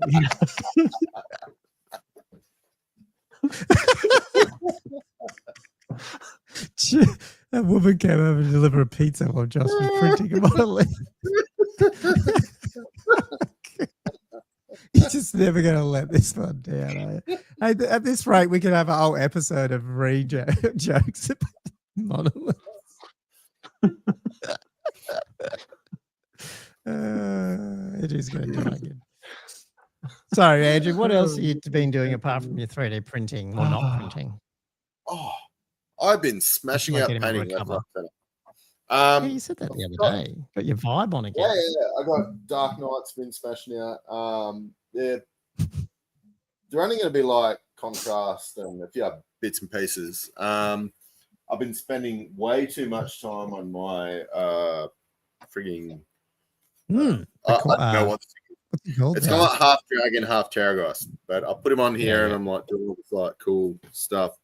I was trying to work out how to put a Strigoi on him, and I'm running with Manfred from the End Times, so he's gonna jump on there somehow. Stick on there. Yeah, no, it's nice. When you get stuck with a model and you're like, you just keep painting it. You're like, I've got all this stuff I've got to paint, but then you just keep painting the same model. That's where I'm at. What do you got to paint for? This is for Winterhammer, isn't it? What's it called? Winter Warfare. What? Is it called Winter Warfare? My list has 20 Black Knights. Black Knights, I was going to ask. So is it Black Knights that you're trying to paint? Yeah, okay. Yeah, and I had to rebase it all. And then, I was just getting too carried away on my Terraghost. That kind of looks like a dragon, but no, it's cool. Are you thinking of? Have you worked out what you're doing for Castle, which is only about what's that, a month? No, is that 6 weeks away after that one? Is that right? Yeah. So you are still on the vamp train for that too? Yeah. Oh, okay. So you're not going to be doing Chaos Dwarves? No, I've been sucked back into the vamps because I cannot commit to anything. So I'm like, Chaos Dwarves, I'm getting these guys out. And then I looked at my vamps. I'm like, nah, back on the vamps. My elves are completely out the window. I'm not even looking at them at the moment. They're just so funny. I find it funny that you and me ended up, not deliberately, not having the same armies. Yeah. Because it's not like we've known each other for years. I don't think any of us have bought. I bought one new army since Yin and Yang. I don't know if you're Yin or I'm Yin. I mean, I have printed a dwarf army, so that's not 100% true. But you don't like the dwarves, do you? You're not attracted to the dwarves. No, no, not like that. Yeah. Can I be part of this yin yang thing? Not like resin on your pants. Well, you are too, because Josh is too, because he's got Brett's and Wood Elves. I also have completely different armies to both of you. Sorry, just because we don't play. You don't play Old World, so I just don't. I don't even know this guy. Who's Josh? Where's this guy? Played him in years. But that's true, Josh. That is totally true. And just like that, I've got a Wood Elf army as well in sprue and not painted. Ooh. Yeah, so Yeah. it's still true. Yeah, still true. It That's doesn't count weird, till isn't you it? actually get them off We the all sprue. have. Yeah, exactly. So, yeah. Yeah, none of us have picked an army because the other person hasn't got it or anything. We've just picked No. armies and they just haven't. Maybe that's They're all how completely- other podcasters need to think. If they're trying to start a podcast, find people who don't have your armies, because maybe that's how it works. It But creates we're all interesting drawn contrast. into the same Yeah. stuff. Like Josh loves That's right. Lord of the Rings, clearly. Like I love it. I think Gommo's Lord of the Rings, but Yeah, you like- love Yeah. like the D&D Dragonlance side as as well well. with yeah. Dragonlance. Yeah. Like it's all real similar Mm. fantasy bringing you in. The stories are similar, but what you like out of that is different. Yeah. Ironically, none of us have like Warriors of Chaos. It's kind of crazy. It's probably the most second popular army. I think Orcs is number 1 or something overall or something, but it's funny. Josh is close now with, well, I got demons as well. Ben Andrews had everything, but he's sold stuff, so he doesn't count. Yeah, it's what I hang on to, but it seems to be what I like. Like Yeah. I still got my dwarves, still got my high elves. Love my vamps. Yeah. Like, Skaven, you like them too, but just it's been a bit I like underwhelming. Skaven. Yeah, but it's not. Yeah. Mark said that's good. That's right, Mark. None of you are Timmy Power Gamer then. I know that's right. You look at the amount of chaos. No, we're not. Warriors armies. Yeah. Now, can I throw up? So I've got a bit of a work in progress from Ghost Ooh. on the Old World Fanatics live stream chat. I love when he puts up this every week or so. He puts up something. Yeah. Do we know these are who that flavors. is? No. Is this- No. Oh, Let's go. Ghost is in the Discord, but don't know. Is that an it's exalted not flamer? Alex. I don't know who it actually is. Yeah. This is So, not I anyone can't see. prepping for Old Hammer, though, is it? He says, "Oh no, this is for Old Hammer." Yeah, he's working on Is flavors that for Alex Old Hammer. then? It could be Alex. Is it Alex? I Oh, get him yeah. confused. Alex or Alistair? Which one plays? No, it's Alex plays demons, isn't it? Sorry, guys. Well, I'm so bad with Alex? names. Wow. There's multiple Alexes. On the Behemoths? Oh, Behemoth's Alex. Yeah. Yeah. Is that who it Does is? that go Oh, Alex and Alistair? don't maybe they? I'm totally confused. Yeah.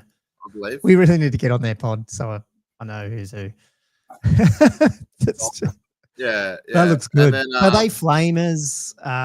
Number 1 demon player. Yeah. There you go. Yeah, exactly. Yeah. There you go. Yeah, they're flavors. Look out the 2+ looks pretty podcast cool. prep event, I think. If that's the one. Yeah. I'm trying to remember, but yeah, that's what can you go back? Sorry, go back to that. Which one? What Okay. models are they? Or they just 3D printed ones then? Or are they? I don't really recognize crazy. them specifically. Yeah, I just Nah. wonder if they're They look cool, but I reckon they look awesome. Geez, they look breakable if they're resin, but I guess a bit of They do, tenacious but will they look solve awesome. that. Yeah, they are Yeah, nice. decent That's amount cool. tenacious. Ah, Yeah. Gommo, you have the wisdom in your heart now. Just chuck a bit of tenacious. It'll be fine. Yeah. I love how like right at the beginning I was like, it's 2 to whatever it is, 1 to 4, 2 to like 10%. And now, these days it's just like actually now these days I get to the point where I'm like, new bottle of resin, Yeah. tip the rest in until it fills it up. Because like you know how you never get a full when you buy a bottle, it's never actually full. You know what I mean? Like it's not full. Yeah. There's a There's gap. I guess Yeah, when see, you I buy just you're find talking that about pretty much the you just- 1 liter ones, or are you talking about the 5 Well, liter but ones? and 1 liter ones probably. Oh no, 2 liter. What's the one that's like a little? There's only 2 liters. I buy the 5 Is liter there a ones, which are A like 5 liter. Oh, geez, I usually didn't buy look at 2 that of one. them at once. Wow. Hmm. Okay. Yeah. But you know what I mean? There's always an air gap, and I find it's almost like Yeah, before it's the an rest of it's expansion gap. I tenacious. think they put in. Yeah. Anyway, Oh, so you just fill up to the brim with the tenacious. Love it. it's pretty close. And usually I just tip a little bit more in later, but yeah. Depends what I'm printing. Who's buying 5 liter? Graham, I usually buy 2 bottles of 5 liters. Yeah, what the hell? That's good. Just needs to find to cover his pants. Oh my god.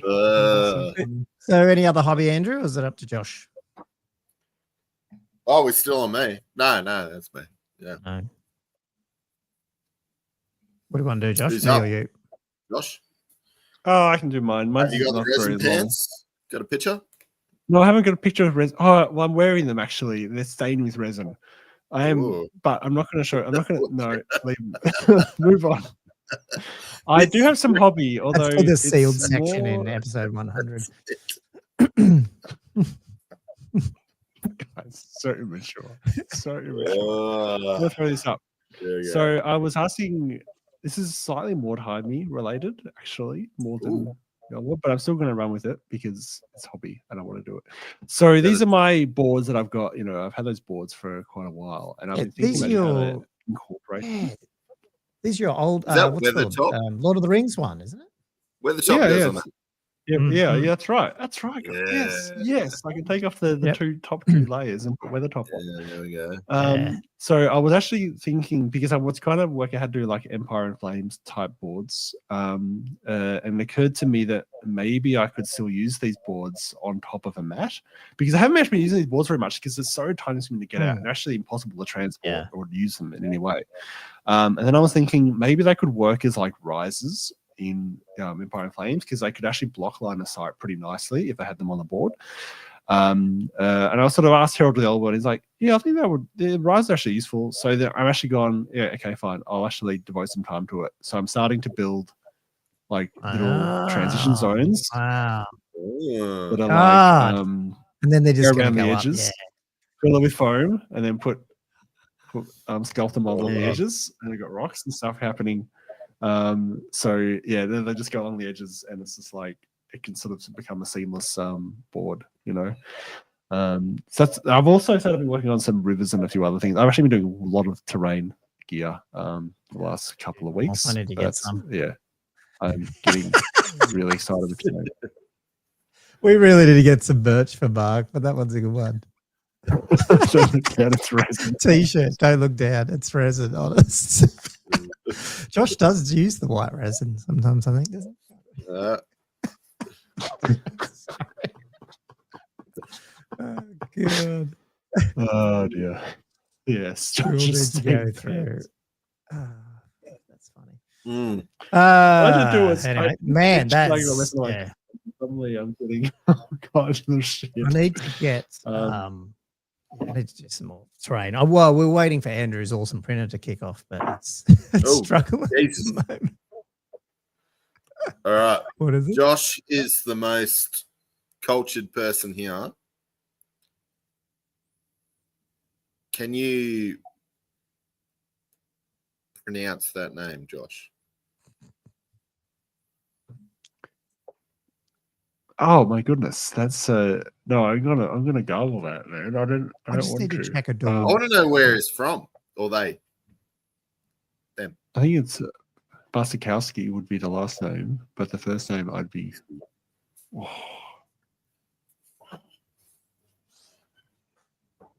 Prison my store. Yeah, Apologies. I'm not gonna hit it.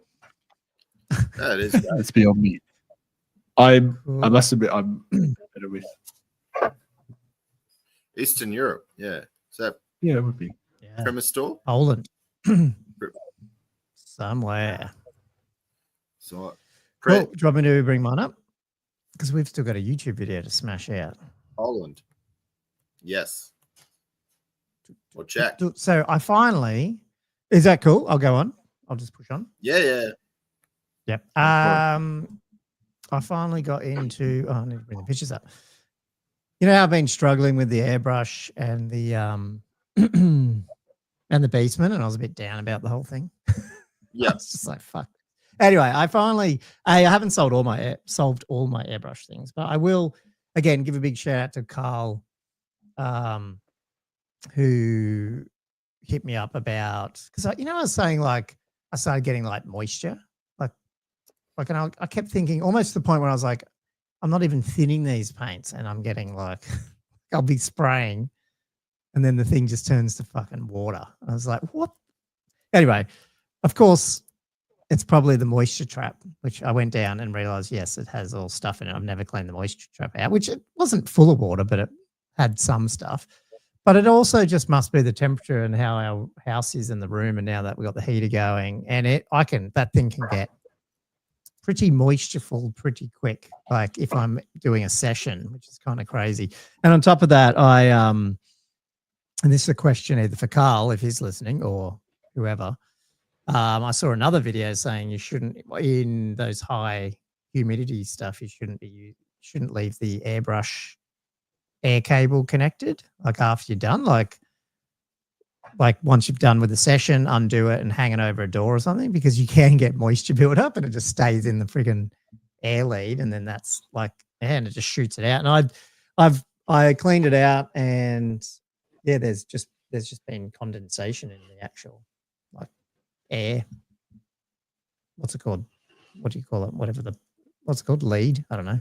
It's just been really weird. So I just need to, like, I guess, learn how to check my equipment as I'm doing it. And now it's improved, I guess. I'm able to work it out a bit better, which has been good. Have you ever had that, Josh, or not really?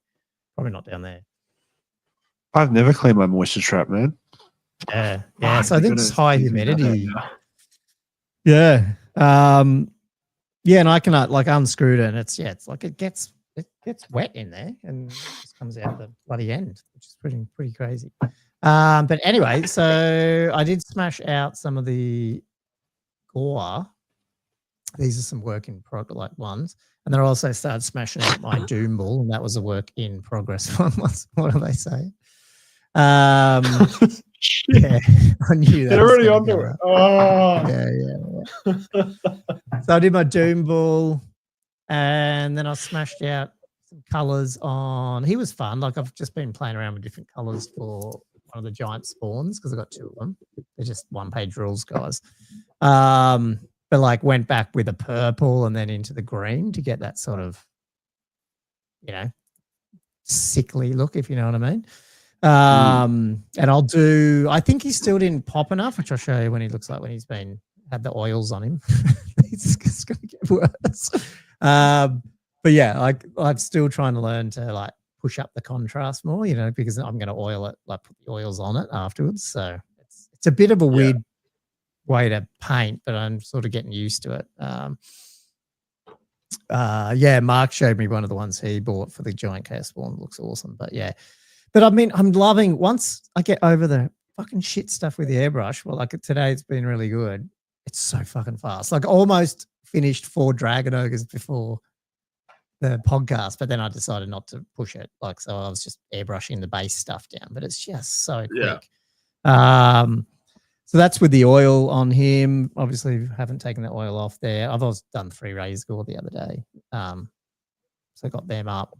That's sort of an in-person shot, in progress shot from last week. But yeah, let me get a close one. So there's the 19 gores. So I haven't done any base. I haven't got like the flock and all that on the bases, but that's just them straight up oil wash. Yeah. Yeah, it just needs some and again, I said to you guys this in the chat, I have to remember this is trying to be speed painting. So I was like, who cares? Oiled, done.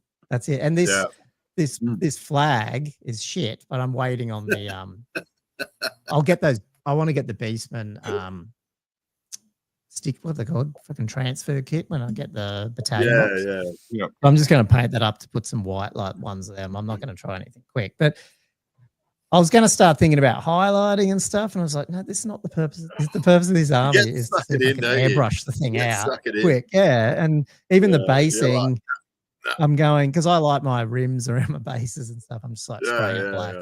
And I've even gone black rims around the things. I'm just like, I'm going to try that for the first time ever. Do the whole army, see what I think. But I think they came out pretty good considering they take fuck all to do, like with what I was trying to do. Like they don't take long. I did 5 of them the other day after Josh said do them in 5s, and then I just did 13 last night because they're just so quick. Now, the only thing, this is the first time it's happened to me. I have not been varnishing before I oil because I have been told that you don't have to do that if you're gentle. and it hasn't hurt me until this last batch of gauze started wiping some of the noses off. So I'll go back to the first couple. I did do satin varnishes, but I got a bit like I want this thing to be fast. I also don't want to have to go, okay, wait a night for this to dry. Wait wiping the nose off? That. So what do you mean? Like, as in makeup sponges, just dabbing it with the makeup sponge, and it like you talking about varnish before or after the oil? Before, like as in do the acrylics, satin varnish, and then oil to stop the oil, like stop taking it off. Yeah. So the oil lifts the acrylic underneath. Is that what you're saying? Yeah. Yes. Oh. Yeah. Well, yes, you can peel it off if you. Yeah. Yeah. Okay. So, no, I don't think it does. But yeah, that might give it better. Yeah. Well, that's not the end. I haven't done any of the varnishing at the end, but I will. I think I bought a matte varnish to do at the end, just because I got oils and then the effects. Like I put a lot of the dry. What's it called? The effects paint, like what do they called it? Pigment. I'll put pigment on them as well, so I probably want to do that. Oh. Yeah. So yeah, they're coming along, and then I don't know, they don't look too bad, I reckon, for like just smashing them out. So these dudes I did like literally an hour before the podcast, like just the greens and the flesh tone, and then started on this guy with the metals, and I was like, I don't need to get this guy, I don't need to do this that quick. But it's so like you can just smash those green out, the flesh out, and then paint the silver on these dudes, and they're pretty much ready to wash. You know what I mean? Like they'll be so quick. Started this dude with some airbrush as well. So he's coming along. Is that a Sigmarine I see there? Yeah, so that's the Sigmarine. Once I've Zenitholed it, there's a Sigmarine helmet. So I'll just cover him up. Curse you. That's the Doom Ball finished with his blood effects and the stuff on the base and all that. So that's nice. Yeah, I reckon he's come out okay. Like dirty and gnarly and angry and ready to rip someone's head off. So yeah. Mark said the Vallejo matte varnish, which is the exact one I have. So yes, yeah. Ooh. So he's ready to join. Oh, yeah. Yep. Well, that's the three little Pumbas. As I said, they don't have any of the basing done, but they're just the little Pumba dudes. They'll be done. You say there's no basing. Yeah, the basing is sort of acceptably done. Like I don't know. You could run this, but I want that. The ones like you see the tufts and there's a bit of effects. You probably can't see it on that shot, but see the effects, the pigment on his foot, one so tuft. it's like all dirt going on. Yeah. It's just stuff like that. Yeah, I thought you were trying to do like speed stuff. Well, it is. That's the thing, because all it is a couple of tufts and a shit ton of pigment. That's it. Then spray it. It'll still look good. I want it to look good. It's an attentive speed painter. That's all. Yeah. And that's that dude just with the oils over it. But yeah, he's a bit dark still. And I tried like green oil instead, which is fine, but I don't think he was poppy enough. So I just need to, I don't know. I'll do, because I got two of them, I'm going to just mirror it. It wouldn't take much highlighting to make him pop. No, it wouldn't. Yeah, exactly. You could do that. But I think at the end of the day, totally acceptable if you had that on the table. Like, who cares? Yeah. I mean, considering this guy took no time to do, like 3 different colors of the green, like spray, and a couple of contrast paints around certain areas. The purple was really fun to do initially. I just put it into all the fat rolls and like that weird shit on his shoulder, whatever it is. I just like picked areas where I was like, yeah, that looks a bit gross. I'll just make that a bit more purpley before I put the green over it. Yeah. Yeah. And I've got 10 little mates to join my Doom Ball. So I printed them out the other day and just sprayed them today. So that's when I started going, man, I probably could get those done. They're pretty much an army. Rhinos. So I'll do probably more, but I just had 10. They fitted on 2 build plates. But that's it. And you need this guy now. I had to do these guys last night. This is the little Bestigor unit that holds a particular banner that stops you flying. So, you know, I had to put together some Bestigor. There'll probably just be 5 of them in the actual armies, but yeah. No, Jay, I'm not running well, I don't know what I'm running. I originally built enough to do a grand army, but now the Arcane Journal's out. I'm just painting what I got and I don't know, put it together, I guess. That's some other creature caster shaman printed. And look, the other thing I did today was cleaned up my hobby space by buying a drawer and putting it all away. And that's what my thing looks like when I'm done. But my airbrush is out 24 hours of the day as well. So it's good. That is nice. I had a very productive long weekend getting this shit sorted and moving. So. Best schools back on the menus, boys. Exactly right. Yep. So, yeah, no, neat. Good hobby.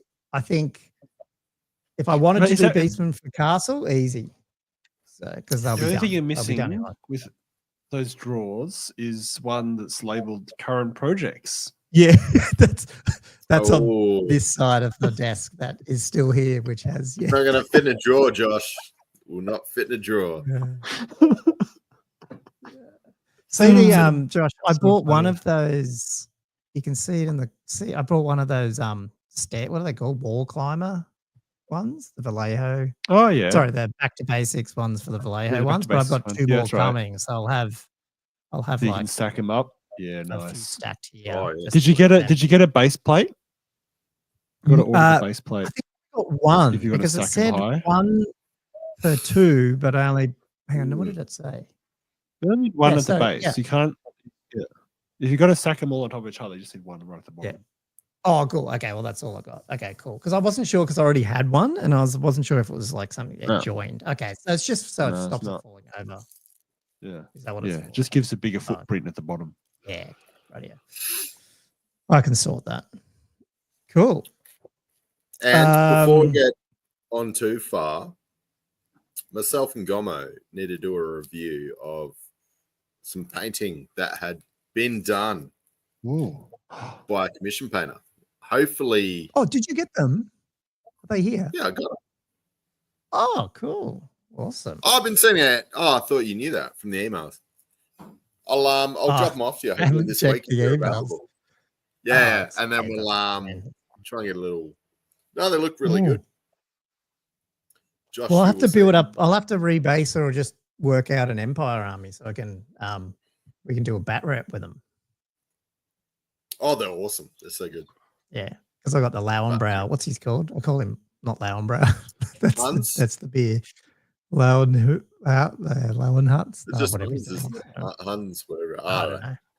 Anyway, we'll get Hans Lauenhack. Yeah. Lauenhack. Sorry, what did Mark mean by just watch your lids, Gommo? What does he mean by that? What am I doing? Is there something he's recommending that I do with my lids? I wasn't sure. I'm not sure. The old lids. Not sure. Maybe it's because no, don't know. Is on the wall climber. On the wall climber. On the wall climber. The because I got them the other way around. You mean? Because they're on their sideways. I don't know. Maybe. I just did it the way Josh had them because so you can see the colors. I'm assuming that's why you do them this way. Do you have them that way? Yeah. The arse is showing. Yeah. Yeah. I've never had any leak. Okay. Right. Yeah. Sideways. Yeah. No, Jay's right. Everything's dirty in this pod. Yeah. That's right. It is. Okay. While we're sorting that, I'm going to try and find the window where I had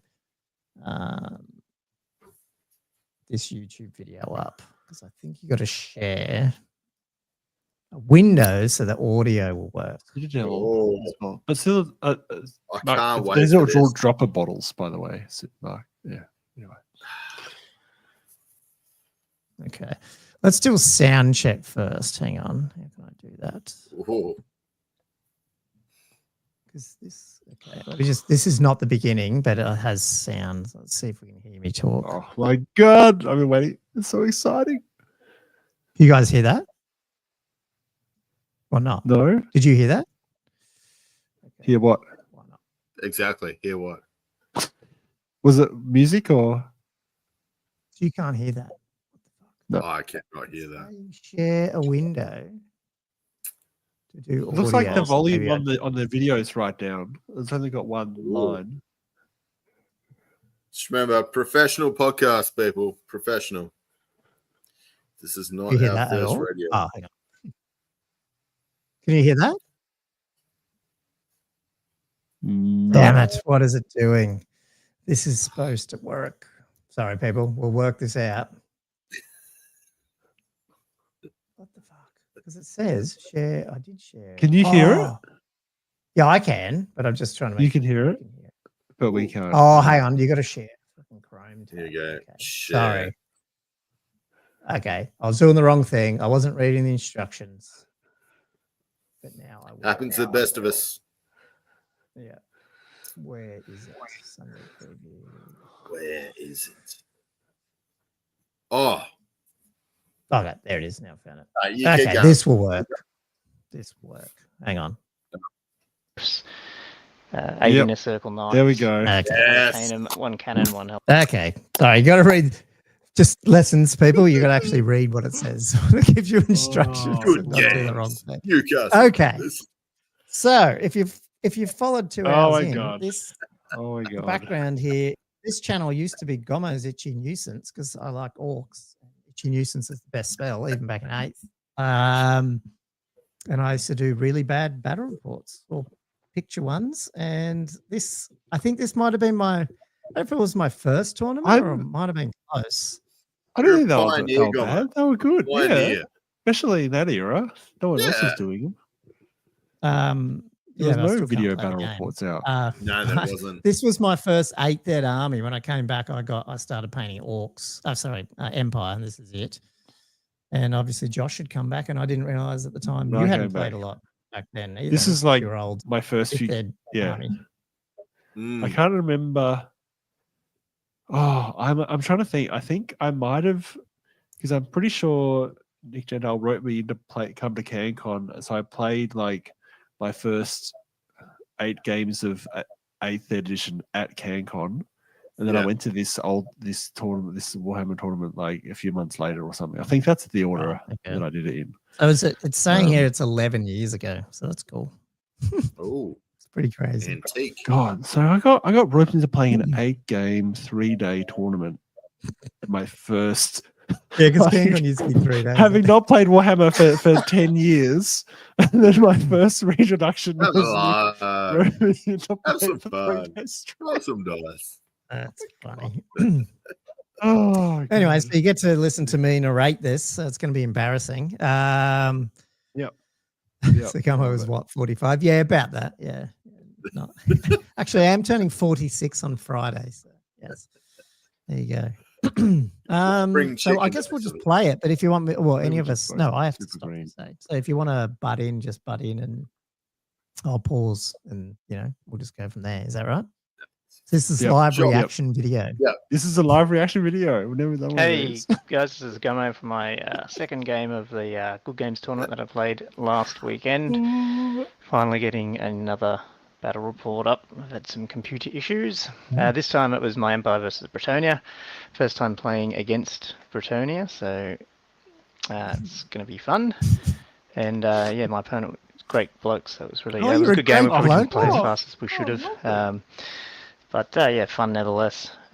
Same build that you just saw in the last battle report. So I've got the Archlector and a level 4 Light Wizard, a captain on a Pegasus, 48 Halberdiers, 48 separate Halberdiers, unit of not 10 flying. archers, 4 demigriffs, 8 inner circle knights, the Hurricanum, 1 cannon, 1 I hell wish blaster, you could take and this a list in fucking engineer. old world. And his list-ish, who's 3 characters in a block of Realm Knights. Obviously, his Heroic Killing Blow Lord, 2 Paladins, 1 being a BSB, and then he's got a Damsel level 4 of life in the Grail Knights. So he's got 12 Realm Knights, 9 Grail Knights, 9 Errant Knights, 4 Pegasus Knights, and then he's got 2 blocks of 10 Archers with 5 Yeomen and 2 Trebuchet. Oh, double trap. For spells, I rolled up Rona's Speed of Light, Shem's Burning Gaze, and Fast Protection. And then for his life spells, Awakening the Wood, Flesh to Stone, Throne of Vines, and Shield of Thorns. Ooh. The table actually was quite full of little forests and marshes and stuff, so I decided to do my usual castling. So I casted over to the right a bit and made him come to me, navigating some of the trees and stuff. I put my Peg Knight and Inner Circle Knights out to the left just to handle any any flank sort of business, and then castle the rest of my guys to the right. Getting all the buffs. You can see my halberdiers in the front there. Archers just sitting behind the cannon there with the level 4 big light block. in there. It is. Obviously, my buff wagons at the back, and my demis are So is there any to the stakes right. to this game? Like whoever wins this game is like the pre. So he ended up with Treb on either side and I think Archers we on know either who side. wins this. And then on the left, this I left have no flank, idea. I can't remember who left won for this me game. anyway. He's Yeoman and he's Peg Knight. So they're basically I'm You got a gonna send my Minecraft Peg shirt on, Knight Josh. And Yeah, he does. my Is Innocent that a Knights Minecraft? to try to deal with Dinosaur them. Comics So the rest of my army can shirt. deal with his knights. For anyone is it? who ever reads Oh. Dinosaur Comics. Sorry for the blurry shot, but yeah, see that large block of knights on his left of the realms with his 3 Quality characters in front and his photography. grails. And his errant knights are out there all by them Pixel camera. lonesome on the right. They were. It wasn't a. Yeah, it was just a. I used to take a camera. So Vanguards, he moves his Peg Knights up a little Oh, bit, my Goblin basically Green keeping out of bases. charge range Oh. of my Peg. Oh, nice. So he didn't really make a huge move there. Obviously, I get the first turn since he prayed. And very little movement. I moved my Peg Knight off screen to the left. My Archers out the front. Start acting as a little bit of a buffer. I did bounce my Wizard into my big block of halberdiers there. I'm figuring, look, don't want him out and getting charged out with just that block of, just with the 10 Archers there. And I moved my demis to be 20 inches away from his errant knights to try and make them fail their errantry test. Oh, you do have an area. Or impetuous test. Yeah, I had a called. block of 9 apparently. Magic was 8-3. I just threw some Oh, buffs around just in case we That basically takes- ended minus up getting one to some hit us. charges off. So I put Fars on the demis here. Baronas on my big block of halberdiers, and that's why I put my Wizard in there. Nice. And Speed of Light on my Archers. What was that for? I remember. I don't know. And cannons. So shooting, I guess I was more worried about, I don't know if this is probably a wrong thing, I was more worried about his knights than his trebuchet. one big So I block got a of cannon knights, shot isn't it? through, obviously I've got past 3 the cannons turrets at there, the and I front. took out 4 Fucking of hell. his realm knights. Oh, I went through 4 of them. Oh, I think everything was out of range of my Hellblaster. Yeah, so going into Bretonian turn 1, he fails his Oh, impetuous Josh test, plays with those exact. but he also fails fails to charge, I think. Oh, did you? You no. failed. I found Three. He just failed to charge, we ended up moving up. I think he ended up moving up about 3 or 4 inches with those errant knights. Probably not far enough. Magic was very low. He rolled a 3, so Damage it's charge. ended up with 3 Yeah. to 3, I think. Oh. Basically, I just dispelled Flesh and Stone on his errant knights. That was about it. Mm. The rest of his, that's just, I guess, after Magic, but that's the movement. You can see his knights have all moved up in the middle there. He hasn't really moved his Peg Knights or his Yeoman much either over to the left, because I've basically put my Peg Knight there, and I think he's not wanting to get charged. Are you, Josh? You don't care. You probably are. Don't We were talking a lot in this game, and it was quite slow, so we didn't get too far through the game. But yeah, he's Sounds a like great us. opponent. How far into we get to this game? Very blurry shots. I think we only get to Left turn flank. 4. So, yeah, this is just a shot of the trebuchet, I think, starting to shoot. So he went for, I think, my Hellblaster. That one scatters and failed to wound. And the other one scattered way off. Wait for that to land right on Got out of Halberdiers. harm's way there. So again, in my turn too, so I declared a long, I think I needed a 10 Too far. on the errant knights, my demigryphs. Do I get it? Get it? And I don't know. moved my archers up. Probably should have gone into Sure, the I other don't think I fucking touch unit. that. Let's hang on to that one. What's he doing? What am I doing? So magic was Oh, 10 to what's 6. happening? I went for a Shem's Burning Gaze probably on just one of his units. He dispelled that one. My irresistible speed of light. Oh, look at that. 5 dice. Oh, Yeah. on my Hello. Cavaliers. Lost a wizard level, and actually lost the speed of light. Oh, So no. won't have that for the rest of the game. I did get Far's protection up on the archers. Oh, that's so good. Oh, So then in shooting, I unload. shot my Hellblaster, his Grail Knights. I think I only took out The ground one. knights, oh god. He made all his saves. Only one, how'd you? Okay. Oh, I got the And Demis combat. in. Demis come in, get Oh, the one dead you come one in. wound to dangerous You just terrain. saved yourself. Took out 2 errant knights. I thought I would have done better than that, but enough to make them break and run them down. Oh. So there's some points. The errands off the board. And they're in my backfield. Bretonian turn 2, so he declares charges. So the Grail's into my archers. Oh, they're dead. Into the arch. That's 7 And shoots. his Realm Knights into my Steam Tank. He's going to heroic killing blow my Steam Tank. Oh, I bet you do too. And yeah, makes the charges. They make it in. That Steam Tank.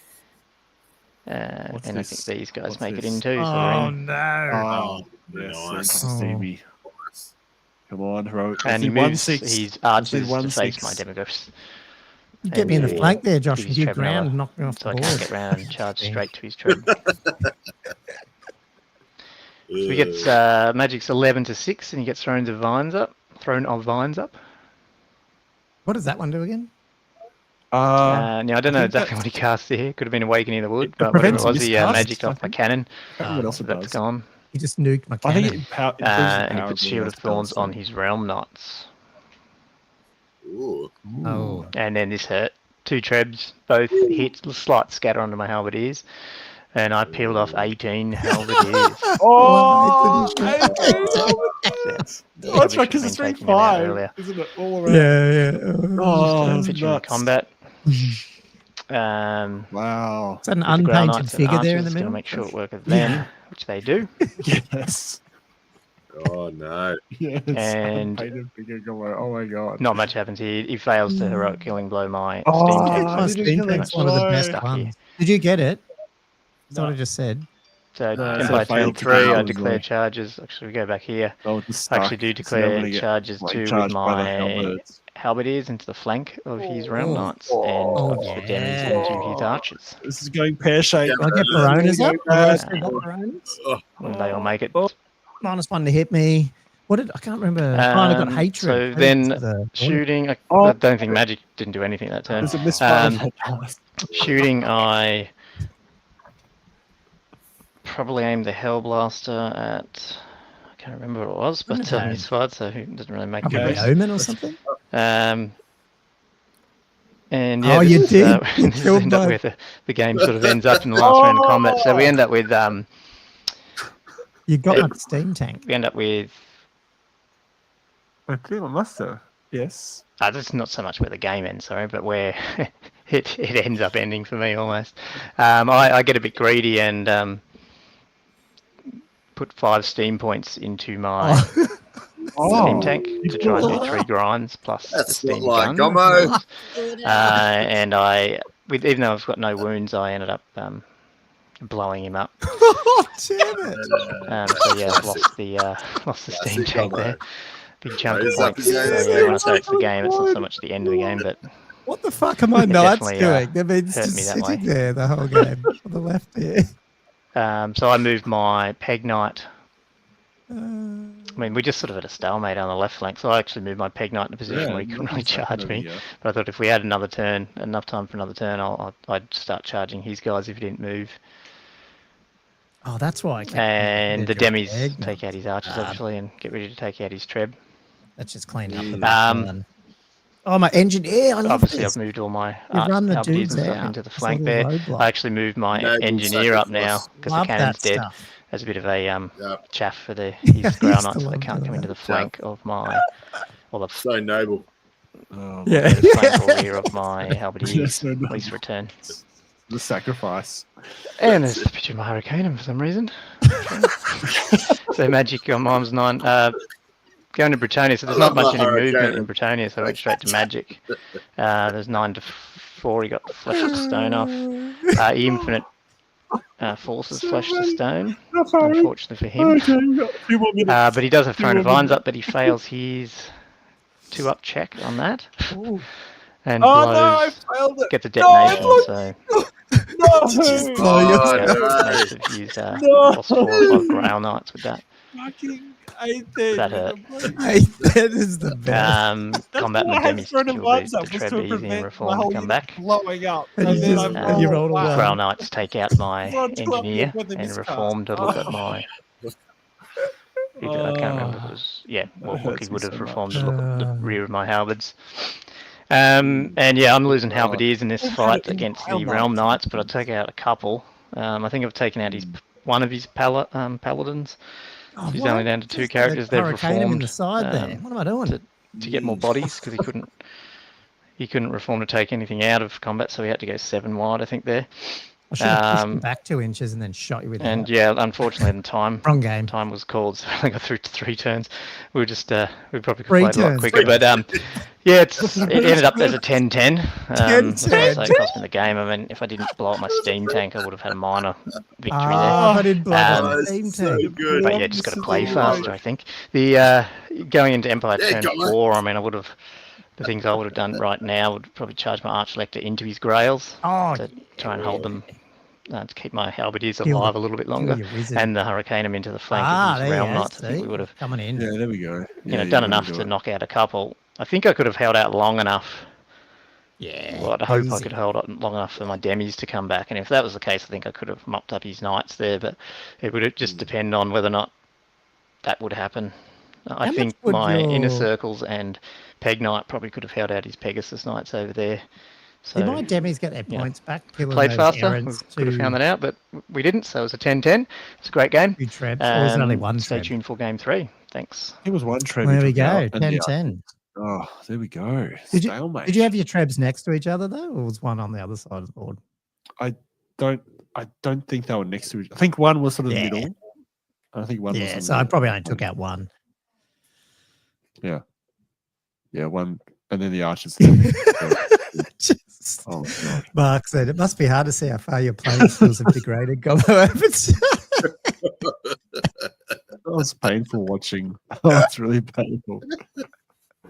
What are Peg Knights doing sitting over the far flank and not being involved in the game at all?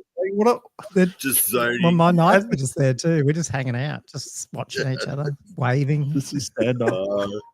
It's Watching such, the butcher that in was the awesome. middle. That was so It good. was so funny. I was like, "Oh yeah, this steam tank's going down," and it did, but not for the reason I was expecting. No, I didn't realize I blew it up. I forgot you could do that. I must have just gone fire. Like what was it? Like, Gommo Was loves it max blowing up. grind? I can't even remember what the rules are. What was that? Yeah, you went for some kind of 5 steam point grind or something, and Just blew myself up. Oh well. I'm amazed it can just blow up in one go. It wasn't even I swear, injured, or every it only time- had 2 Every wounds. time you bring a No, steam I had no tank, wounds on you blow it up. Yeah. Or you Yeah. pretty much destroy yourself. Pretty much. Every time. They're good, but not Oh, good. that's so funny. Oh, that was Oh good. man, all those. Funny. I've got so many minis there that are just like unpainted from when I was like 13 or 12 years old. Yeah. Watching that, I just pulled out of a cupboard so I could play some Warhammer.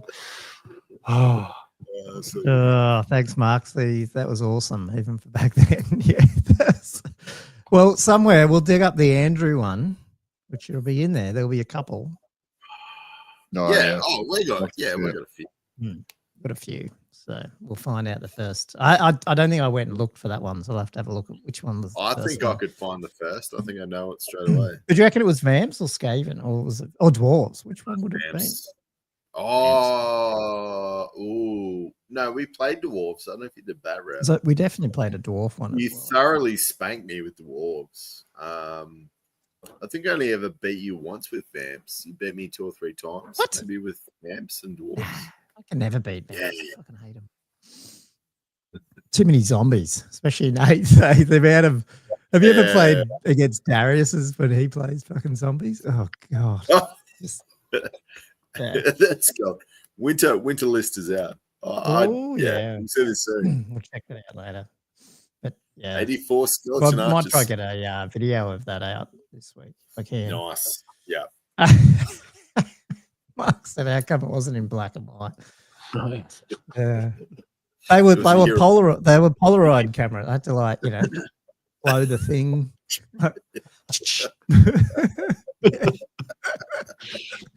Yeah. I was still painting. We were painting with lead paints back then. Yeah. Airfix.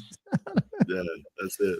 That was fun. was so Hope much fun. people enjoyed that. I was writing that. I was like listening as if it was one of our like live, like you know how we normally do like a report. Yeah. I was like just I was on edge waiting for the result. That was exciting. Yeah. I want to do that again. And like anything, It's always a 10-10. Yeah. What about turn 3? Love 10, the 10. turn 3. Yeah. I've only got turn 3 out of this. So I'm like, oh, that's gold. That is so good. Yeah. Yeah, we were obviously talking for way too long. Yeah. Oh, Yeah, you were. especially on that. And those Good Games ones are quite quick too. I don't even think. I think they're always like 2-hour rounds, or they're pretty short. I think as Yeah. well. Not I think short, they were. like It's got to be 9 to jam 5, right? Or 9 to 4? Yeah, exactly. Yeah, it's a normal shop hours. So you like jammed into. Yeah. Well, at least It's, Josh was a nice cool. guy. We got that out of the way. That's right. You Oh, heard yeah. that right at the Nice beginning. bloke. Yeah. Nice Did bloke not with know the we'd be on a resin podcast years later. Nice guy. Anyway, cool. Oh, well, hopefully people enjoyed a bit of nostalgia. We could have held that. Well, maybe for in episode 100, we'll try to find the Andrew one. I don't know. I'll have to. Ooh. You can have a dig, or I'll have a dig. They're in there somewhere. Oh, yeah. Anyway, we'll probably wrap this up. You guys got control of the controls next week because I'm not here. And you know what's going to happen? We're going to get the fucking errata or some shit. Josh is the second host. Apparently, Second primary host. Yes, second lieutenant Do I host. say? That's it. I'll tell you, if that errata drops though, and the time He can say the intro. I want to try to jump on somehow. Yeah. There we go. His number Rich says like somebody waving with a palm. He's got his coconut. That's so good. Cool. Anyway, yeah. Well, big thank you to all we've still got some people on here. Maddie and Mark and Jay still there, and Mr. Martins from Sweden. So thanks for listening to that. Almost 2.5 hours. But yeah, anything you guys want to cover? Do you know what you're chatting about next week or not really? Oh, See which way the wind blows. Well, the lists are out, so it's going to be Winterhammer, surely. Maybe. Somehow Gommo's not here and talking about Winterhammer. Oh, unless we'll get it. No, well, I reckon we try to do that before that. You guys might be able to chat post Snake Eye tournament potentially. There was a team's tournament this weekend. Maybe get Alex on, maybe for him to go through his games. That'd be pretty sick if we could. Oh do yeah, that. That'd be cool. Yeah, that'd be good. Yeah, it's a big 2-dayer happening this weekend. Yes, that none of us are going to, but that's cool. Shut up. Josh should be because he lives in the same friggin' vicinity, but he's too busy playing more time. It wasn't happening this weekend. No, same. I'm not here, and it's just too hard. Andrew's renovating his house, so next time we will get there. Next time. Anyway, I'll wrap this one up, guys. Then, if you don't have anything else for me to shout out, Yep, wrap it up. That sounds good. Cool. Thanks for listening to another episode of Old World Fanatics. If you like our weekly ramblings, please leave a like, subscribe, and all that sort of YouTubey goodness. If you are new to this, jump over to patreon.com/oldworldfanatics. Jump on one of our tiers if you want to support us, or you can just join the Aussie Discord. We've got a channel in there as well, which you can get access to as well. So, and chat to us during our weekly Monday podcast. But anyway, that's pretty much it for the week. As I said, we might get a chance to do old hammer lists if Andrew and I find some time this week, because that's the next tournament we're going to Saturday week. So otherwise, keep an eye on YouTube, and if not, I'll see you guys in 2 weeks, but you guys will see Andrew and Josh next week. Have a good week, everyone. Talk to you next time. Awesome. Bye.